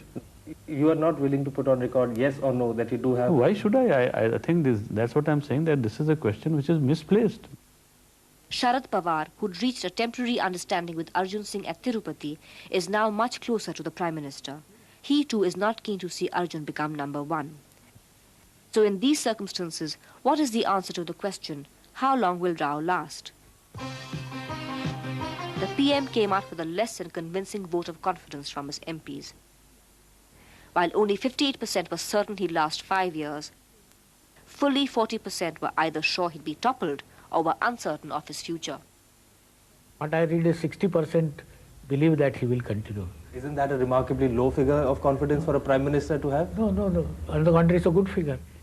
So the final tally of the eyewitness poll of Congress MPs is like this. On the negative side, 4 out of 5 MPs think Ayodhya has diminished Rao's stature, and 4 in 5 disagree with him on the economy. The good news is that half of them think he's a good Prime Minister, and yet 40% can't be certain he'll last. No one gave us a convincing answer as to why, but one MP did try to explain it in traditional political terms. The biggest question bothering me right now is, with whose photograph do we go to the next elections? And there we take another break. But then, the BJP, as the country's opposition party stands at a crossroads, we ask, which way will it turn? And Atal Bihari Vajpayee speaks his mind as the party's moderates start hitting back.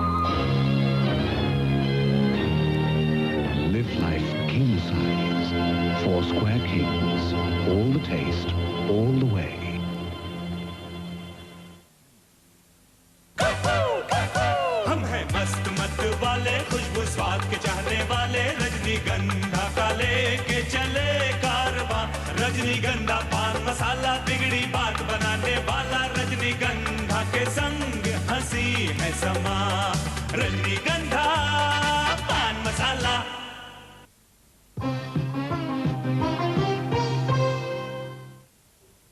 Welcome back.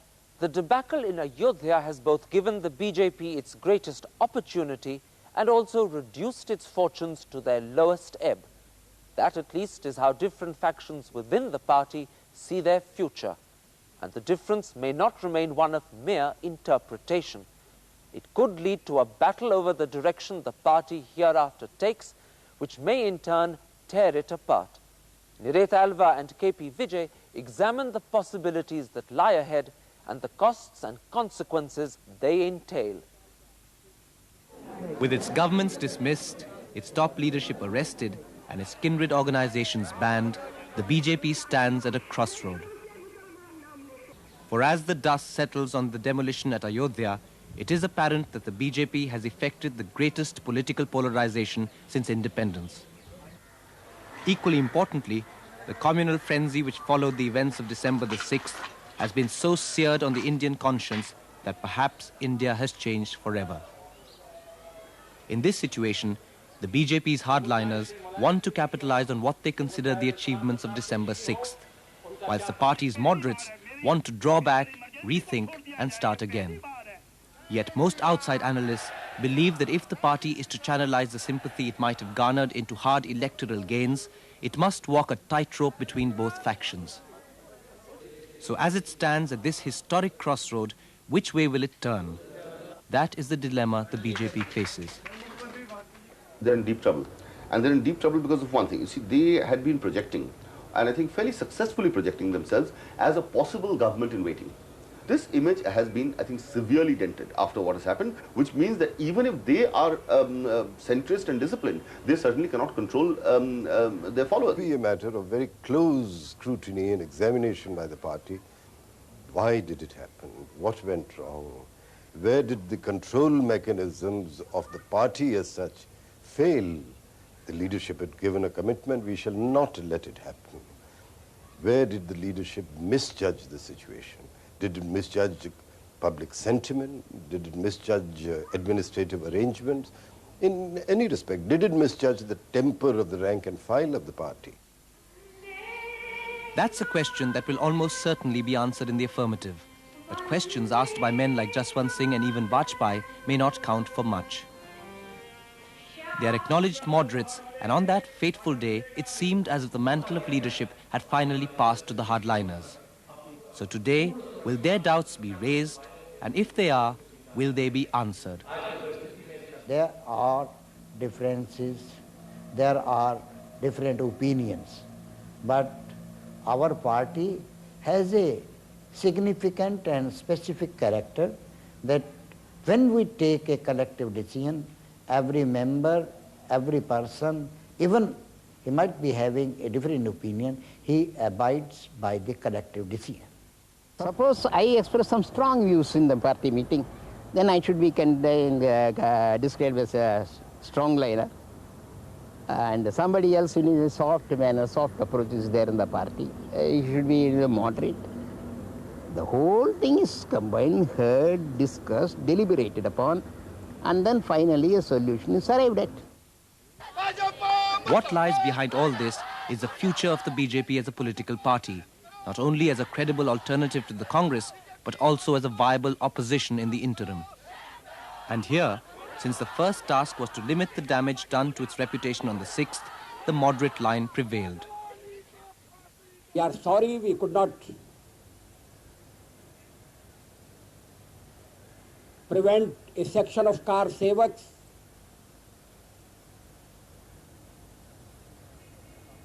to damage the disputed structure. It was not at all planned and thought out before. It was all accidental. In the presence of our leaders, when this sort of thing came out, then we have to regret for that. But even at this stage, there were others who took a defiant approach. Uma Bharti, for instance, in an interview to Eyewitness just before she was taken into custody, was unrepentant. हम तो regret नहीं करते. I am proud of them who did it, क्योंकि वो तो एक national Shem था. इस देश के ऊपर एक बहुत बड़ा कलंक का धब्बा था जो मिट गया, और इसमें वो मुसलमानों के लिए भी उतना ही कलंक था जितना कि हमारे लिए था. Do you regret the demolition of the Babri Masjid? Why should I? You don't regret it at all? No, not at all. There's no point of regretting about the events which happened in a certain course of events. So you have no regrets at all? No. Today at this point? No. How the moderate hardline split would have fared if nothing had happened to affect it is hard to say. But the Narasimha Rao government's decisions to dismiss the BJP governments and arrest its leaders has had, at least on the surface, one critical effect. It has forced the moderates to close ranks with the hardliners behind what appears to be a fresh cause célèbre. The decision regarding the rebuilding of the mosque, the arrest and the dismissal. I think these three things in particular have helped the BJP a great deal to kind of portray itself as a victimized organization. Now the aggressor, in a certain sense, has turned martyr. It is the government and Shri Narasimha Rao who is mobilizing people for us. I don't know which way does he want to go or take the Congress. He is entering into a disastrous sphere by making all the announcements he has been making, and the BJP is growing. Just how far-reaching the impact of Mr. Rao's decisions on the BJP divide actually were can easily be shown. Not only did moderates like Vajpayee, who had been expressing regret, change their stance, but they also went on to the offensive. Vajpayee tried to hold his now famous Talkatora Stadium rally, defying tear gas, and got arrested. ये meeting न होने देना एक इंतहाई बेवकूफ़ी की चीज़ है, कोई अक्ल की बात नहीं है और कोई लॉजिक नहीं है, कोई मतलब नहीं. You now, in the midst of a no confidence motion, of which he is the mover, you go and arrest Atal Bihari Vajpayee when the parliament is in session. On what charge? On the charge that he wishes to go and give voice to his views? He's got every right, after 40 years, almost half a century of public life in the country, he hasn't a right to go and give voice to his views. After what he has done in parliament, he is the only speaker that poured a balm, that applied a balm to the wounds that had afflicted India. And you go and arrest Atal Bihari Vajpayee on these grounds. Later, surrounded by thousands of party workers inside Delhi's Parliament Street police station, this is what he told Eyewitness. But if you call me a liberal, then look how the government has treated a liberal. If they won't allow a liberal to hold a public meeting, their real face has been unmasked, and they deserve to be thrown out. So gone was the public image of a shaken and divided party. What replaced it was defiance and determination to fight to the finish. और हम सरकार से कह रहे हैं, तीनों प्रादेशिक सरकारों को भंग करने की गलती मत करो, इसके गंभीर नतीजे होंगे. सारे देश में इसका आपको मुकाबला करना पड़ेगा. शांतिपूर्ण तरीके से हम लड़ेंगे और हम जनता के बल पर लड़ेंगे, कानून के बल पर नहीं. This country should be declared as Hindu country, Hindu Rashtra. It is a Hindu Rashtra. Okay. Then what about secularism का मतलब क्या होगा? Secularism हमारे से बढ़कर के secularist विश्व में कोई भी नहीं है. But have Mr. Rao's ham-handed responses really united the BJP just when divisions threatened its ranks? Or to put it differently, is this really a victory for the hardliners? Will the Joshi-Uma Bharti line now reign supreme with Advani uneasily shifting positions? Or will the fight between the moderates and hardliners simply disappear from public view but continue within party ranks? There are differences of looking or perception. There are viewpoints, and those viewpoints are asserted. Those will continue to be discussed because it's an evolutionary situation. The Bharatiya Janata Party is not a static organization. It is dynamic, and it is growing, and it will grow every day and every hour, and if it is to grow, it must continue to discuss. Despite the apparent consensus within the BJP, there are several questions which remain unanswered. It's over these that the moderates and hardliners could still fall apart. How will the party pursue Hindutva? What relations will the BJP seek with organizations like the VHP and the Bajrang Dal? And what sort of strategies will be adopted in the coming months? They don't know what line is actually going to sell and who will be the leaders. See, so I think they're in a serious dilemma. There's a serious danger that the militants in the movement, people like Ashok Singhal, Sadhvi Ritambara, Uma Bharti, these are the people who seem to be getting the public accolades. In fact, much of what the BJP does will depend on what the government does. And the stronger the line the government takes, the greater the chance of the hardline faction in the BJP gaining ground. For instance, the decision to rebuild the mosque has given the hardliners a rallying point that might be hard for the moderates to ignore. अगर अभी वहाँ मस्जिद बनाने की कोशिश की तो करोड़ों लोग हम वहाँ ले जाएंगे.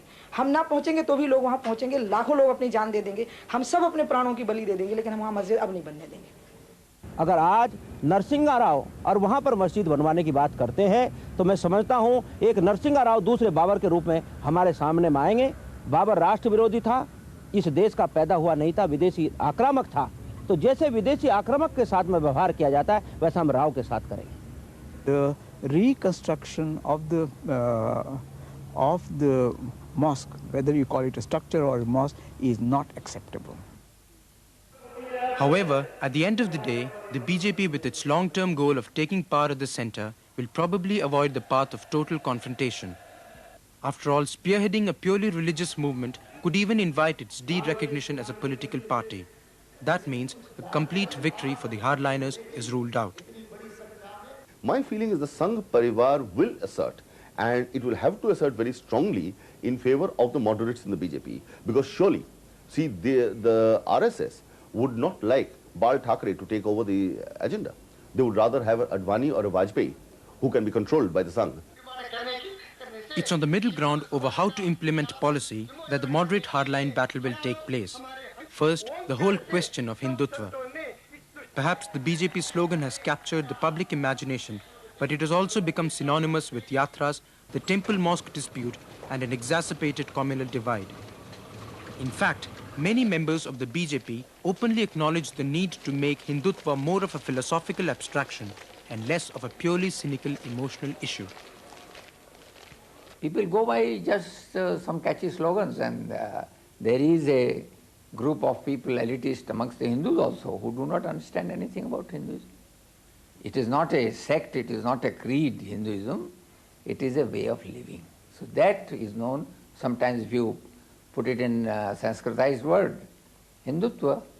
I don't think Hindutva is a pursuit that you delineate in terms of step 1, step 4, step 7, etc. Hindutva is really the articulation of really reasserting, reawakening national consciousness about the civilizational core of our nationhood. Even if the moderates carry the day on this issue, the problem with their attempts to redefine Hindutva is that it has to happen at the same time as the BJP prepares for an all-out offensive against the dismissal of its government and to secure the release of its leaders. Will the logic of the latter force the former into the background? It might.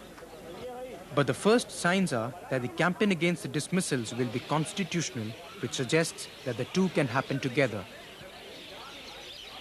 We will do everything within the framework of the constitution, whatever legal, whatever constitutional, and we hope that the people in Delhi, they will also do according to constitution. आवश्यकता पड़ेगी सत्याग्रह भी करेंगे, पर प्रारंभ में तो public meetings करेंगे, pamphlets का डिस्ट्रीब्यूशन करेंगे, कितना गलत काम किया है सरकार ने ये बताएंगे, तो समझाने बताने के अंदर ही कोई मिलिटेंटली कोई इसके अंदर करने की बात इसमें नहीं आई है. This will be a kind of blow hot, blow cold strategy aimed at putting a lot of pressure on the government, and also what they will try to do is to create a division among the non-BJP forces, because in the final analysis it does not help the BJP if all the non-BJP forces combine. What then of the way the BJP will conduct its future relations with satellites like VHP and Bajrang Dal? In December, they seemed to lead whilst the party followed. Surely in future, the party will want to go its own way, loyal to the Sangh Parivar, but clearly separate and with its own distinct identity. The whole Ram Janmabhoomi movement, instead of being the vehicle of the BJP, which the BJP would have liked it to be, became instead the vehicle of the Vishwa Hindu Parishad. Although organizations like the Vishwa Hindu Parishad, the Bajrang Dal, the Shiva Sena, to some extent even the RSS, they might have gained from it, but not BJP as a parliamentary political party.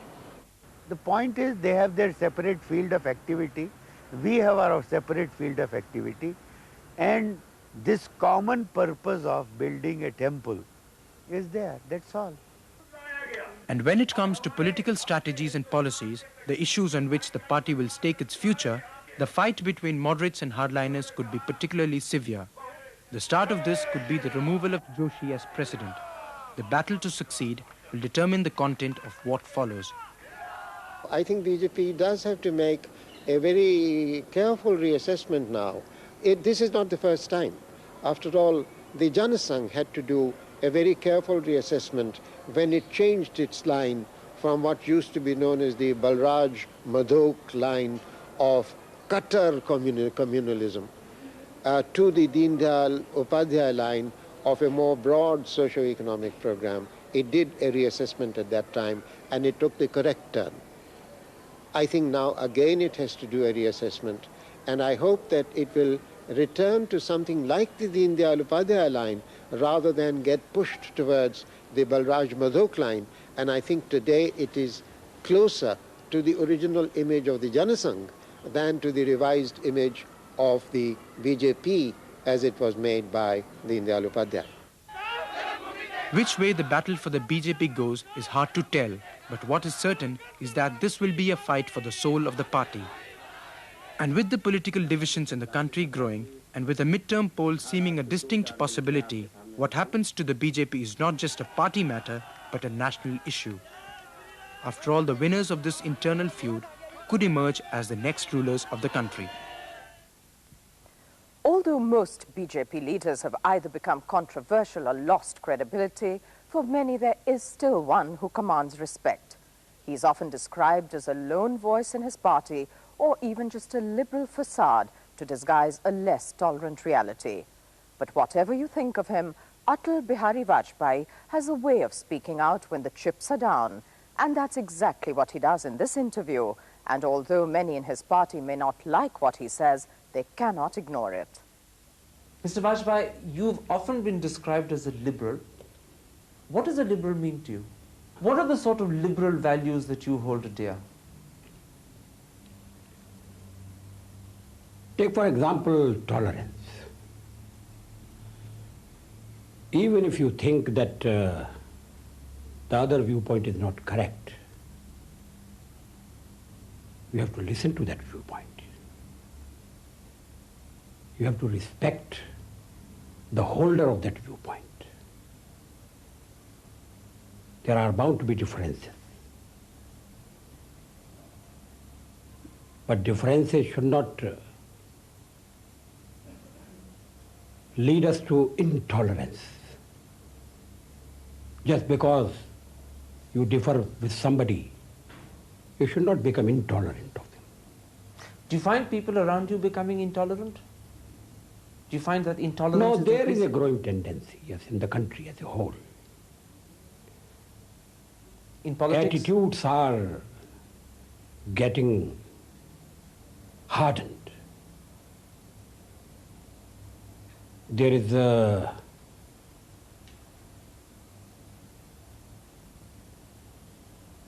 keenness to debate is no longer there. To argue the case. The moment you differ, you think that the other guy is a rascal, is a dishonest person, and his view should be rejected in toto. This is something not desirable at all. Tolerance, compassion, respect for each other's viewpoint. Even if we differ, we should be ready to have a debate. And this is missing.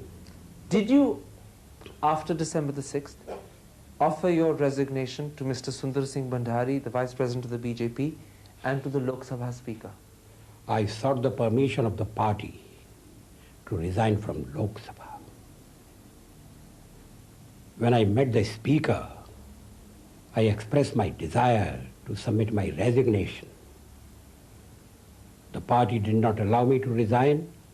The Speaker was not willing to accept my resignation. Why did you want to resign? No, I wanted to resign from the Lok Sabha because I had to defy the chair. It never happened that when a speaker was on his legs, I persisted in saying something. But that happened that day. Congress friends of the left parties, they didn't allow me to speak. The Honorable Speaker wanted me to make my submission. But the next day, the situation reached such a boiling point that on behalf of the party, I had to say something because I became the spokesman after the arrest of Mr. Advani. But the Speaker did not allow me. And in a way, I defied him. So you were resigning from the Lok Sabha in protest against the Speaker's refusal? Not in protest, to express my regrets that such a situation, I was confronted with such a situation that I had to defy the chair. I had to defy the chair. Why did you submit your resignation to Mr. Bhandari? Were you also resigning from the party? No, I was not resigning from the party. I was resigning from the national executive. Why were you doing that? No, because of differences on the Ayodhya issue. What sort of differences? No, what happened on 6th of December at Ayodhya should not have happened at all. And we could not control those who assembled at Ayodhya. It was a failure on our part. We have expressed regret. But I thought that I was also responsible for creating an impression in the country. I had addressed a public meeting at Lucknow jointly with Advani ji and Joshi ji. I had given a clear assurance to the people that the disputed structure will not be demolished. But it was demolished. I wanted to express my regrets, agony, anguish. That's why I tendered resignation. You also spoke of differences within the national executive. What sort of differences? No, I don't discuss party matters in public. All right. Why did you allow them to persuade you to withdraw your resignation? No, because when I saw that party was sharing my view, and top leaders of the party, even top leaders of RSS, they came out with public statements regretting what had happened at Ayodhya. Then I decided not to pursue with it. Did you say the party shares your view? We view that what happened at Ayodhya was regrettable, but was unfortunate. They don't describe it in the terms in which you describe it. There is a fundamental difference of quality. No, I don't think there is any fundamental difference. The terminology is the same. The party is anguished? Party regretted. And is anguished, as you said? No, that may be my personal feeling, but there are... The party accepts a failure, another one of your words? Yes, to maintain discipline, to keep the flock together, yes. Let me put it differently. Are you happy that they succeeded in persuading you not to resign? No, I don't propose to reply to that question. Whether I'm happy or unhappy, that is not very important. Sounds as if you're unhappy. It's very easy to say I'm happy.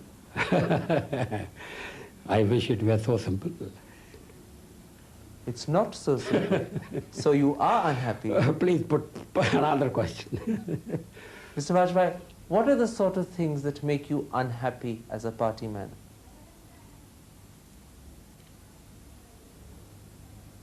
That will require a long reply. You have all the time in the world, sir. No, but I don't have time. Please give us some idea. You're a senior and very respected No, I'm not politician. discussing all these matters, please. But you accept that there are many things within the party that make you unhappy today? Yeah, there are. Many things? Yeah. To what extent in your image has the party's important image of discipline, of adherence to principle, of maintaining law and order suffered as a result of December the 6th? To some extent, yes. To a great extent? No, to some extent. But BJP's image as a disciplined party has suffered to some extent, and we are concerned about it. But as I said, the party has the strength to surmount these temporary setbacks. All right, surmounting setbacks does require rethinking. It does require slight changes and adjustments. So let's talk about that. In future, what sort of relations would you like your party to have with organizations like the Bajrang Dal, the VHP, even the Dharm Sansad? No, this is not the time to discuss our relations with other organizations, particularly in the situation when organizations are bent. They are facing an onslaught from the government. Okay, Mr. Vajpayee, So I have to have, let me stop your defensiveness. What you're still implying is that at some point the party has to rethink its relationship, but maybe not now. Not only the party, the entire country has to rethink. but the party has to rethink its relationship with these particular organizations. Not only with these organizations, but party has to undertake self-introspection. And we are doing it at the moment. What does this self-introspection cover? What are the sort of things it needs to think about? No, why things happened the way in which they happened at Ayodhya on the 6th? Why? That is the question. Several leaders of your party were involved in taking masses there, giving conflicting opinions. I'm talking about Mr. Advani for one. He took people there, he organized yatras that instigated people, he gave conflicting advice to MPs, he said conflicting things, he wasn't even clear-cut, it seems, about the nature of the Kar Seva. To what extent, at the end of the day, does Mr. Advani have to bear a large responsibility that the party will want to focus in on? No, I would not like to discuss Mr. Advani here. But the leadership as a whole will be? No, as I told you earlier, even on the 5th December, we were convinced that no damage will be caused to the disputed structure. We thought that those who had collected at Ayodhya will abide by the decision taken by the top leadership. Unfortunately, they did not do so.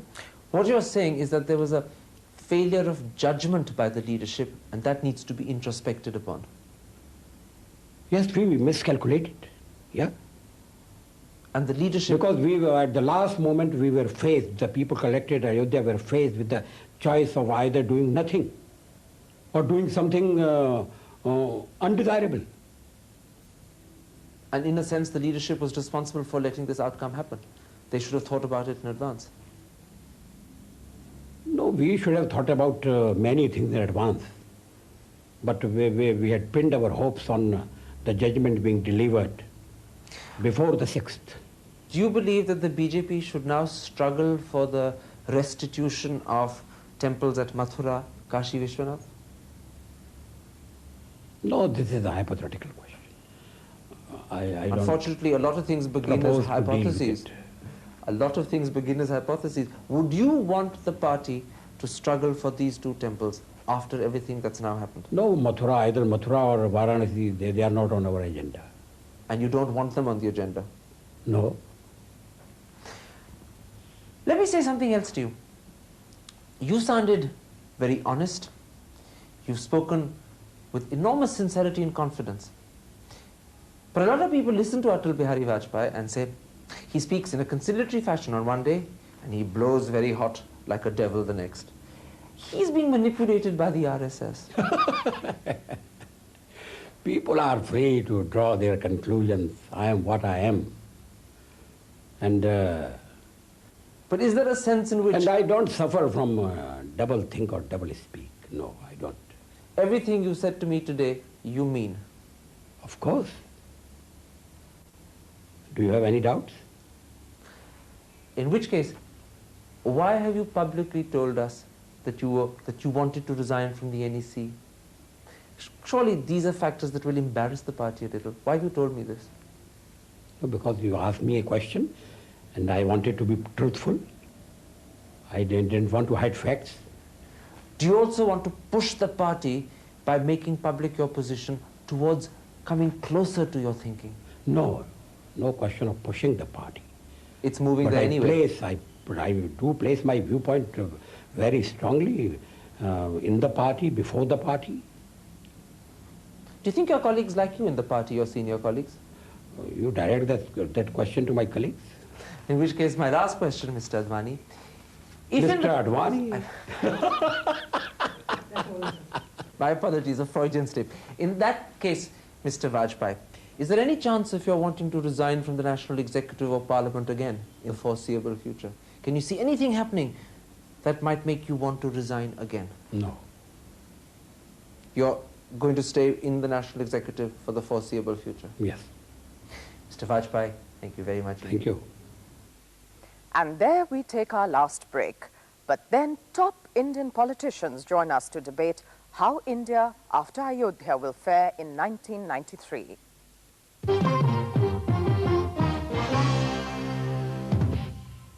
The hors d'oeuvres, exotic. The salad, crisp. The melody, sweet. The composer, Beethoven. The feeling, warm. The airline, Air India. A great new experience.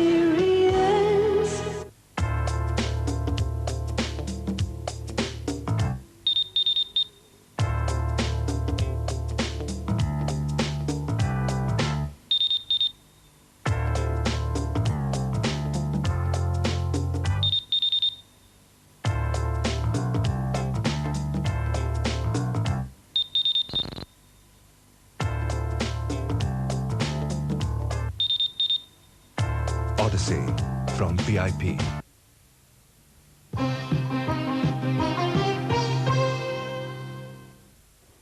Welcome back. Like an atom bomb, the fallout of Ayodhya is likely to be more far-reaching than the actual demolition itself. As yet, understandably, it's the initial trauma that has concentrated our minds. But as the weeks pass, it's time to assess how in 1993 India will experience this impact and what we can do to contain it. For if there is one thing we can be clear of, it's that December the 6th, 1992 was not the culmination so much as the beginning of a new chapter. Here to discuss and speculate about what the future holds are four leading politicians. They are, in alphabetical order, Mr. Sikandar Bakht, the leader of the opposition in the Rajya Sabha and vice president of the BJP, Mr. George Fernandes, former Industries and Railways Minister and a leading member of the National Front Left Front Combine, Mr. Madhav Rao Sindhya, the Minister for Tourism and Civil Aviation and a future contender for Prime Minister, and Mr. Chandra Shekhar, former Prime Minister and head of the Samajwadi Janata Party. Mr. Chandrasekhar, as we enter 1993, what would you say is the lasting impact of December 6th? I don't know. It is very difficult for me to say anything about the impact of December 6th because as of today, it is a matter of national shame. And I don't know how long nation will take to recover from it because even today, the attitude of the people concerned with the Ayodhya affair is not very positive.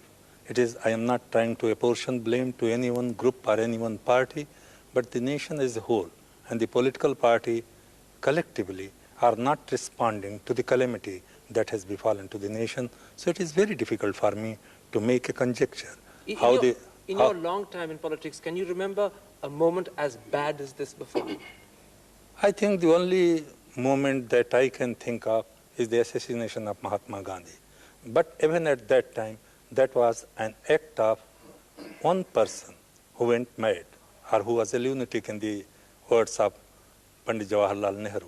Here, everybody in politics has failed. And sordid affair is that the government of India has failed and the main opposition party has not been able to keep up the promise made to the people of this country, to the Parliament, to the National Integration Council and the Supreme Court. And saddest part of it is that for 6 hours, that monument was being demolished and the government of India was a passive spectator. We have no explanation. I want very much to talk about this failure of the government, but before we do that, to what extent, Mr. Fernandes, do you think that our secularism has been damaged? As of now, it looks that it has been damaged beyond repair. Beyond repair? As of now. Because you have one side which is just not prepared to admit the fact that there has been any wrong committed in Ayodhya. But I would like to make a point, taking off from what Chandrasekhar has said, and that is, in terms of the failure, when you discuss failure of various parties and so on, I do not believe that this failure is something that is related to only 6th of December. There has been a total breakdown in our politics, and this breakdown has been over these last decade and more. Since the emergency, I do not believe that we have had any serious politics. Where are the people who are today debating the issues that Ayodhya has thrown up? Okay, we're talking a lot about failure, and much of it has to fall into your lap inevitably, Mr. Sindhya. If you had been Prime Minister, would you have trusted the BJP? particularly when it was quite clear that they were doing almost everything to thwart the positioning of central forces in and around Ayodhya? Would you have trusted them? Well, let me say, first of all, that that's a hypothetical question, the way you put it. Secondly, my views on the BJP are... What's wrong with hypothetical questions? Please answer. No, I am answering it, but I'm just putting it in the right perspective. So what you asked me in the terms in which you put it, it is a hypothetical question. And as far as my personal views on the BJP is concerned, and I think I reflect what my party also feels about it, is I think my views are very well known. Which is you wouldn't have trusted them? No, which is really symbolized in the statement that I did make in Lucknow about a year ago. As far as trusting them is concerned, I think that the person, it's something which comes within the purview of the Home Ministry. The Home Minister was dealing with it. There is a constitution in this country which we as a democratic party respect. And under that constitution, there was a duly elected government with a chief minister who gave an undertaking in not only the National Integration Council, not only to the Prime Minister and to the highest executive personality, but also to the highest court of the land. And I think that a government which was respecting the Constitution, which respects the Constitution, which is democratic in nature, probably accepted that. On hindsight, this may appear to have been maybe a mistake, but this is on hindsight. Let's be specific. The Prime Minister made a mistake in trusting the BJP. No, on hindsight. On hindsight, he made... No, I'm not saying that he made a mistake. Don't put words into my mouth. What I'm saying is that public judgment, some people may feel that on hindsight this was a mistake. But you have to judge an action at the time when it took place. And as an elected government of this country, we have a duty towards the Constitution. There is a Constitution laid down. And the Prime Minister, especially the Prime Minister, his the attitudes that he has, the very democratic attitudes that he has to make sure that he abides by that Constitution. Sure, and you're a cabinet minister, and you have to make sure that you don't break ranks. But let me put it to them. Does his answer fill you with confidence? No, I can understand the position of Madhav Raoji, but the problem is that Constitution envisages that there may be occasion when the state governments will not discharge their responsibility. And only for that occasion, a responsibility and authority has been given to the government of India to take care of the situation. It is not the question of trusting or not trusting BJP. The question is discharging your duty. I shall trust many leaders of the BJP, I tell very frankly. Including Sikandrabad. Including Sikandrabad, and more so, not only Sikandrabad, but I trust Atal Bihari Vajpayee more than anybody else in Parliament today, today. But his party doesn't trust him. No, even party, but it is not the question of trusting BJP. The question is whether I as the Prime Minister is capable of dealing with the situation or not. We cannot take excuse that we trusted a person, he betrayed, so nation was put to an affront or a shame. This is not the answer that I shall get convinced myself. But there are differing opinions. There is also a very large section of people which do feel that the Prime Minister was correct in acting by the Constitution. And if he had taken any precipitate action, that would have been open to very, very great criticism. Madhav Raoji, he was not acting according to the Constitution. The Constitution called upon the Prime Minister to be ready of a situation where the situation might go out of the hand of Kalyan Singh government. Leave the question of trust and distrust. If the government would have proved incapable, was there any responsibility of the government of India and the Prime Minister or not? That is the question. The Constitution envisages that in the situation of a failure of a state government, the government of India should step in order to correct the situation. We've talked so far about the failure or the competence of the government before the 6th. Let's bring you in, Mr. Bakht, and talk about how you think the government's handled things after the 6th. Am I right in believing that after the 6th, the government's actually boosted your party? Primarily, I'd like to come back to your question, of course, but primarily, I have two questions to ask and answer. One is about secularism. Probably Chandrasekhar ji or George perhaps said that, or you yourself asked the question about secularism, whether secularism has been bruised badly after the 6th of December. And I say that we have not been going the secularism way from the word go. The present situation is the result of 45 years. 6th of December has not arrived all of a sudden.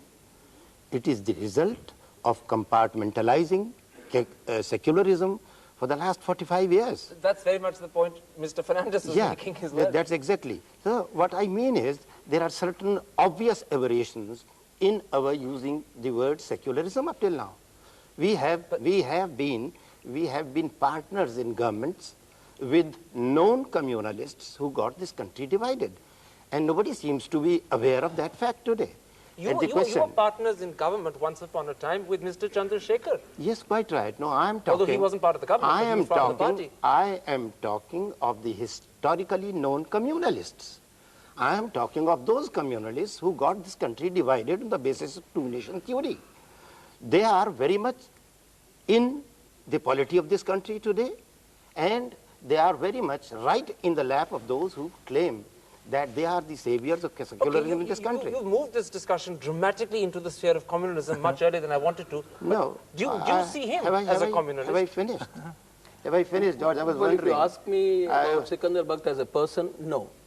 But if you ask me about his party, well, at the moment, I think the actions of the BJP are nothing but action. I'll come to that. The I question don't is think that probably some of us... Do you see the same threat of partition looming ahead of us again? I'll come back. No. I believe in the inner resilience of the Indian people. I believe in an Indian tradition which has not happened just yesterday or today. It's happened over the last 5,000 years. And I believe that society, Indian society, over the years... I'm relaxing. I thought that he's put a question to me. Please continue. Please continue. I want to carry the discussion Please on, continue. that's why. Please continue. So, over the last 5,000 years, all Mother India has embraced all those who came to India. They've grown up as equals. They have received shelter here. And the whole society has got integrated.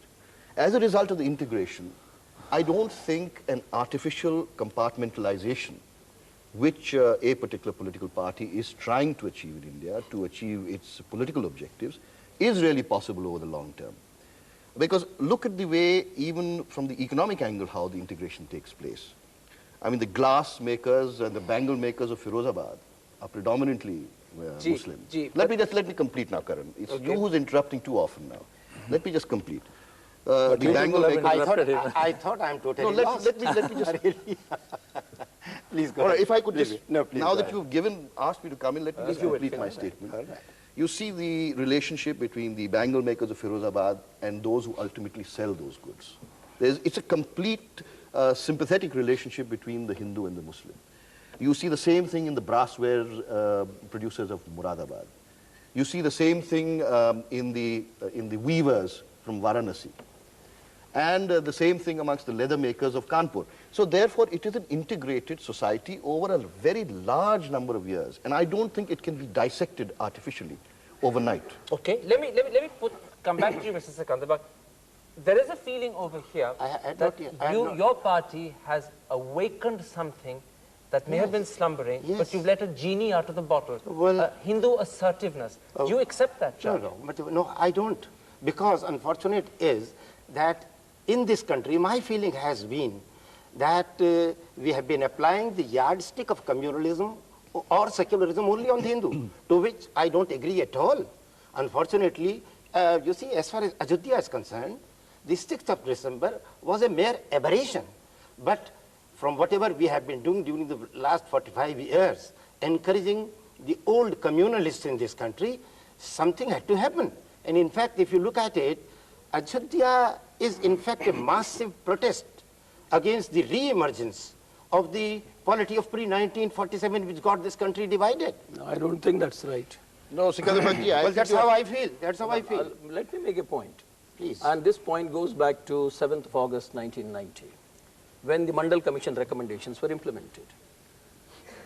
There was noise from the BJP. There were noises that the support of the government would be withdrawn. I went and met Lal Krishna Advani. And I told Advaniji that the direction that he was taking in terms of withdrawing support to the VP Singh government was not right. And you know Lalji's reply? Lalji said, George, you have left us with no alternative but take to Hindutva. In other words, if 7th of August 1990 had not taken place, no, but what's wrong with Hindutva? That's the tragedy. So what you're saying is it was politics? It was politics. Not again, absolutely. George is only, I'm sorry, Karan, George is only confirming what I have said. What's wrong with Hindutva? I want to know. Hindutva is the faith and belief of the Hindu. Will you put the same question about Islam? You shouldn't. Because our secularism will be a very weak secularism. It doesn't permit an individual to follow his faith. Mr. Chandrasekhar. The whole problem is that we are digressing from the issue. There are two things. We can go into the debate about secularism and communalism. Here is the first question you raised about the responsibility of the government. The responsibility of the government will remain always, whether there is a secular government or a communal government or a Hindu government, because even if a Hindu government is there, there are certain primary duties which the government should perform, because the protection of the life and property of the citizen is the primary duty of a government. And Kalyan Singh government has failed on that. Whether it is a secular government or communal government, under the Indian Constitution, the government has no moral, constitutional, legal right to remain. And Kalyan Singh reacted morally. No, yes. When he resigned, you see, when he reacted morally. He resigned, but the way the masjid was demolished, that was a matter of shame. I am not coming to communalism and secularism, but there is a feeling, not only feeling, the way BJP has been taking the issue and has been trying to divert the mind of the people from the real problems to communal frenzy or emotive issues, that is a matter which cannot be justified by anybody who has the progress and prosperity of the country in mind. There is a very important point that Mr. Chandrasekhar said. Meaning, was this, I mean, we are forgetting history. No, this issue, just a minute, this issue has been there for the last... No, Sikandar, no, Karan, let me, this is why if a mosque would have been demolished or a temple would have been demolished, you have demolished history. No, I don't say that. The history of more than 400 years old. That this issue has been there right from 1936. So are you why was it a slumbering issue till 1986 for 50 years? Are you trying to rewrite history? No, I have not finished. Mr. Kara, he is answering his own question. What I'm saying Which is that issue was there, but masjid was never demolished. No. It was No, it's not that. BJP government to be there to demolish that. No, that's not the point. Let me finish my point, Karan. What I was saying was that somebody, you said that BJP converted it into a communal issue. What I say is, this issue became as a national controversy only in 1986. Okay, nobody seems to be wanting to tell this country that who's the culprit who converted this ordinary issue into a national controversy. Let's not let ourselves get lost in history. There is an important issue Mr. Chandrasekhar raised, which is that the BJP has, in a sense today, unleashed a genie out of the bottle. There is a mood in the country of awakened Hindu assertiveness. Can you, or should I say, do you want to put the genie back? No, I don't think it's really, I don't even really think the genie is really and truly out of the bottle, so to speak, because militancy is something which Hinduism has never really recognized. My objection is that the BJP seems to have hijacked my religion. I'm very proud of being a Hindu, just like every Muslim should be proud of Islam, like every Christian should be proud of Christianity, and every Sikh should be proud of Guru Nanak Dev. I'm proud of being a Hindu. And but my religion has been hijacked by an irresponsible mob who is masquerading in the name of Hinduism. I'm a Hindu, as I said, I'm proud to be a Hindu.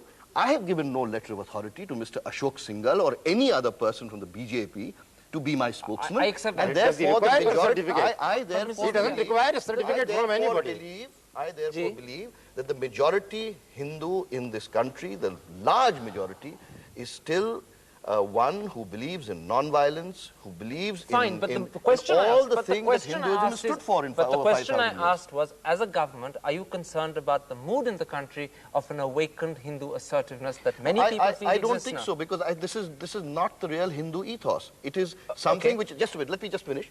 The BJP, where I fault the BJP, is that they whipped communal frenzy up in the Hindu. It's something artificial. It's something which is, it is something which is alien to the Hindu, and it is not something which can ever survive long term. Yes, it has to subside. They will. They have very cleverly through. You said that secularism has possibly been irreparably damaged. Do you believe that there is an awakened Hindu assertiveness, this mood of frenzy? Oh yes, and I am surprised that Madhav should be so complacent about it. For the reason that it is not just the awakening at one level, it is the fact that there isn't any countervailing campaign at another level where people are brought back to their senses. I was just going to bring this up. So, do you share that feeling? No, I think that we should not be too panicky about this immediate problem that has come up. I think that in spite of all provocations in the past, Hindu ethos has never taken to violence, has never taken to things which are being propagated today. There are many aggressors who came to this country and they looted the country, they killed people, but in spite of that, Hindu did not give up their tolerance, compassion, human brotherhood. But temporarily, I think this problem has come to a point where the nation will have to pay a very heavy price, and as George says, we should be conscious about it. And not only Madhav Rao Scindia being in the Congress party or in the government of India, I shall plead Sikandar Bhatt, men like Sikandar Bhatt, who were confirmed seculars. Now he is a new convert, so he is more enthusiastic. Oh. Because Sikandar Bhatt, you know his political background, Yes, and he has been my friend. So I want to come to Mr. Sikandar Bhatt, but you spoke about the need for countervailing measures, and Mr. Scindia agreed. That's right. What if you were in government? Would you be doing in 1993? No, I don't believe the government is capable of taking any countervailing measures. My problem is that there is no politics in India today. Where are the political parties? Where are their organizations? Where is their ideology? Where are they confronting Hindutva as an ideology? Nobody is challenging Hindutva as the faith of a person. Yeah. And that is not what Advani meant when he said, you have left us with no option, but now take to Hindutva. He meant that we will now fight back with a weapon which will be an ideological weapon. Hindutva as an ideology. And we don't have an answer to that. Do you share that? We do, because I fully agree with you, George, that there is no countervailing campaign, shall we say, or countervailing voice, so to speak. But the real Hindu is going to stand up. He is going to object to this hijack that is taking place. And there are many scholars of Hinduism who can really convey that message, what Hindutva really stands for. We don't know here what the real Hindu will or won't do, but what will you as a government do to produce these countervailing measures? So this is something which is not just the sole responsibility of government. The soul of the nation has to speak. And that soul of the nation will be awakened. The conscience of the nation will be aroused. We're speaking philosophy. What will the government do in 1993 to ensure that the tolerance and the Indian ethos Well, I think itself? we've already taken, the government has already taken certain decisions the day before yesterday. I think speedy implementation of those decisions are extremely necessary to slowly start the situation normalizing, and for the majority moderate Hindu to really understand what the BJP is after, to really expose the true nature of the BJP and arouse his real Hindutva instincts. Okay, let's put this to Mr. Sikandar Bhatt. They've taken a lot of decisions. Are you running scared? No, I'm saying we should be grateful. I mean, they are doing wonderful things. Wonderful things. And like banning organizations, like dismissing duly elected governments. Well, if they continue, and no, I don't think he was referring to that. Is this making you as a party and a movement stronger? Of course it is. I mean, say, you see, he was talking about hijacking the Hindutva, etc., etc. Go to the people and find how is it that they are reacting. Unfortunately, as I'm sorry to be saying... I'll come back to Mr. Scindia in a moment, but let's just bring them in. Mr. Bhatt says everything that this government is doing is counterproductive. No, I tell you, confrontation does not arouse the feeling of tolerance. So any attempt of confrontation from their side or this side is not going to bring any improvement in the present situation. What I shall like to plead, that if you want to fight back Hindu communalism, you should be a little tolerant in dealing with them, and you should not put yourself into wrong. You mean don't dismiss governments? Don't dismiss government if it is necessary, but you should have you will have to give the reason. But unfortunate thing is that a person of Mr. Advani's stature says that this will pay our party, but this will harm the country. And he is proud of saying this. It can happen only in this country, that the leader of the opposition himself declares in the House of Lok Sabha that I know that this attitude of the government and other opposition parties is going to benefit his party, but at the cost of the country. So we expect some response from Mr. Advani also in correcting the situation. The question is these rash actions. That is towards what? They are absolutely rash. Are they strengthening the constitution of the country by dismissing governments like this? Just 1 minute. This is why I told that the immediate reaction of Mr. Advani and Atal Bihari Vajpayee both after the demolition was very sober. Advani was arrested and all of a sudden they took right about turn.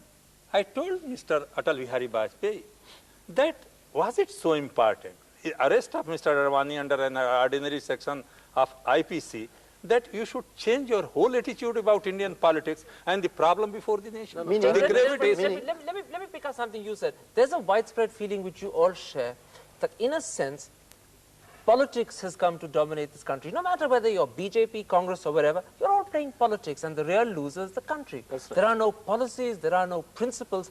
And one of the most widespread cynical feelings outside is that ye sare neta hi hain. They just fight and quarrel with each other. Politics, don't defame politics.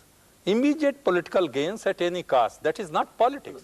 Politics is something much more moral, much more ethical, much more. So what you're saying? I was really wanting to know from Chandrasekhar ji, Karan. I just wanting to know from. What about the right about turn? I have not been able to place it right. What happened? Mr. Fernandez. I believe that the BJP has come to believe that Ram is going to put it in power.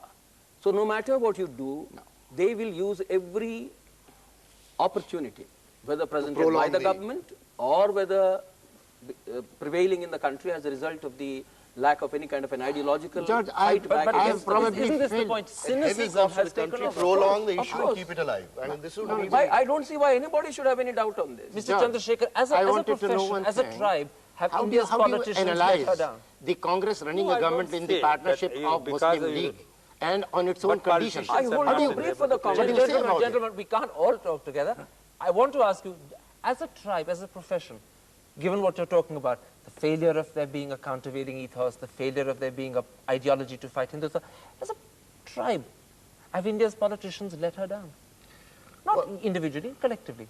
Well, I think politicians today, they are more required who can stand up and speak their mind. And they are being, it is, I think, by and large, we'll have to admit that politicians are by and large being tempered by things like vote banks and their long-term and medium-term future, or something like the BJP, their short-term future.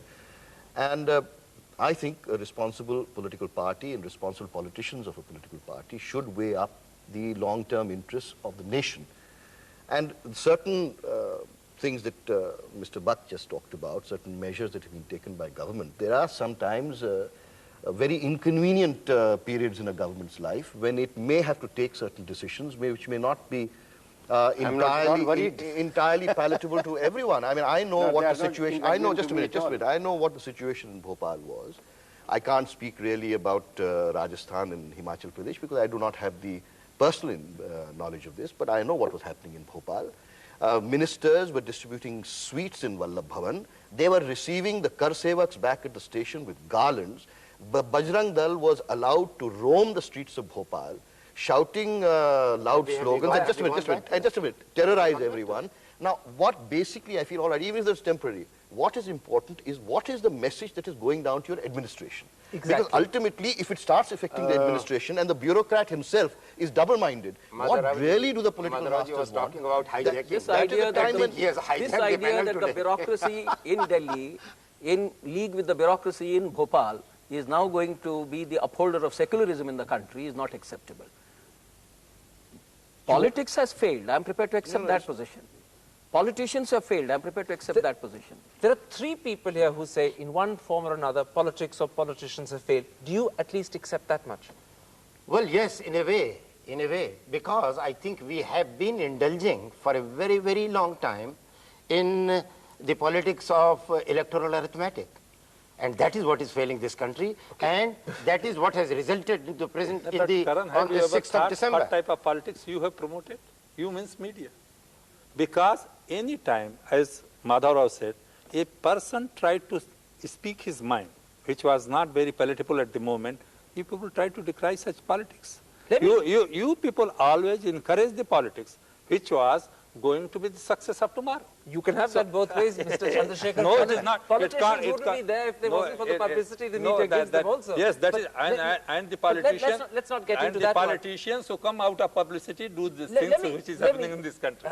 let me ask you a simple question. Yes. The government has to get back on track.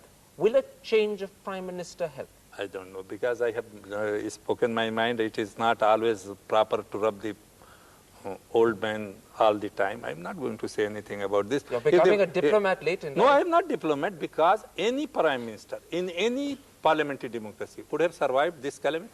Let me put something to you, Mr. Sindhya. We have done a poll. 4 out of 5 Congress MPs in that poll say the Prime Minister is damaged or seriously damaged. 40% say that he will not finish his term. How do you respond to that? Well, obviously, I'm meeting a different type of Congress MP because that's not my feedback. And Would you accept that the party is concerned?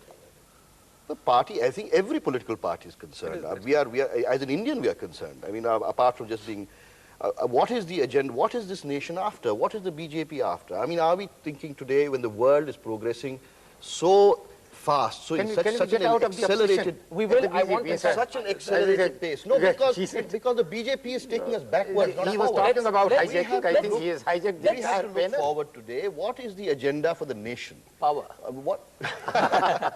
Let me look forward with a quick one-word answer from all of you. Are you optimistic for 1993? As of now, no. Mr. Chandrasekhar? I think the people's mood will change and 1993 will have a better time. Mr. Madhura Sindhya? Yes, I think that 1993 will certainly be a good year. I think that we would get over this. I've already said that I think it's a temporary aberration. And I think that we would recover and we will normalize and we will go on to the bread and butter issues, which are what should be on the national agenda. Mr. Sikandar Bakht, will you be in power in 1993? I really wanted to... But in a word? In a word, no, I don't. I am a pessimist as things are. I'm not really very happy. And I wouldn't like to be daydreaming at all.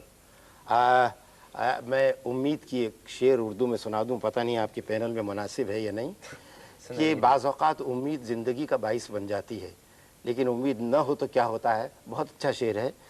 हज़ार काफ़िले ज़िंदगी की तीरा शबी, वो रोशनी सी उफ़क़ के करीब क्या कहना. तो चंद्रशेखर साहब तो वो रोशनी देख रहे हैं, मैं अभी देख नहीं पा रहा हूँ. If hopes are dupes, fears may be liars. On that note, gentlemen, I'm afraid we've run out of time. Mr. Sikandar Bakht, Mr. Madhura Sindhya, Mr. Fernandes, Mr. Chandrasekhar, thank you very, very much for joining us. Thank you, Karan.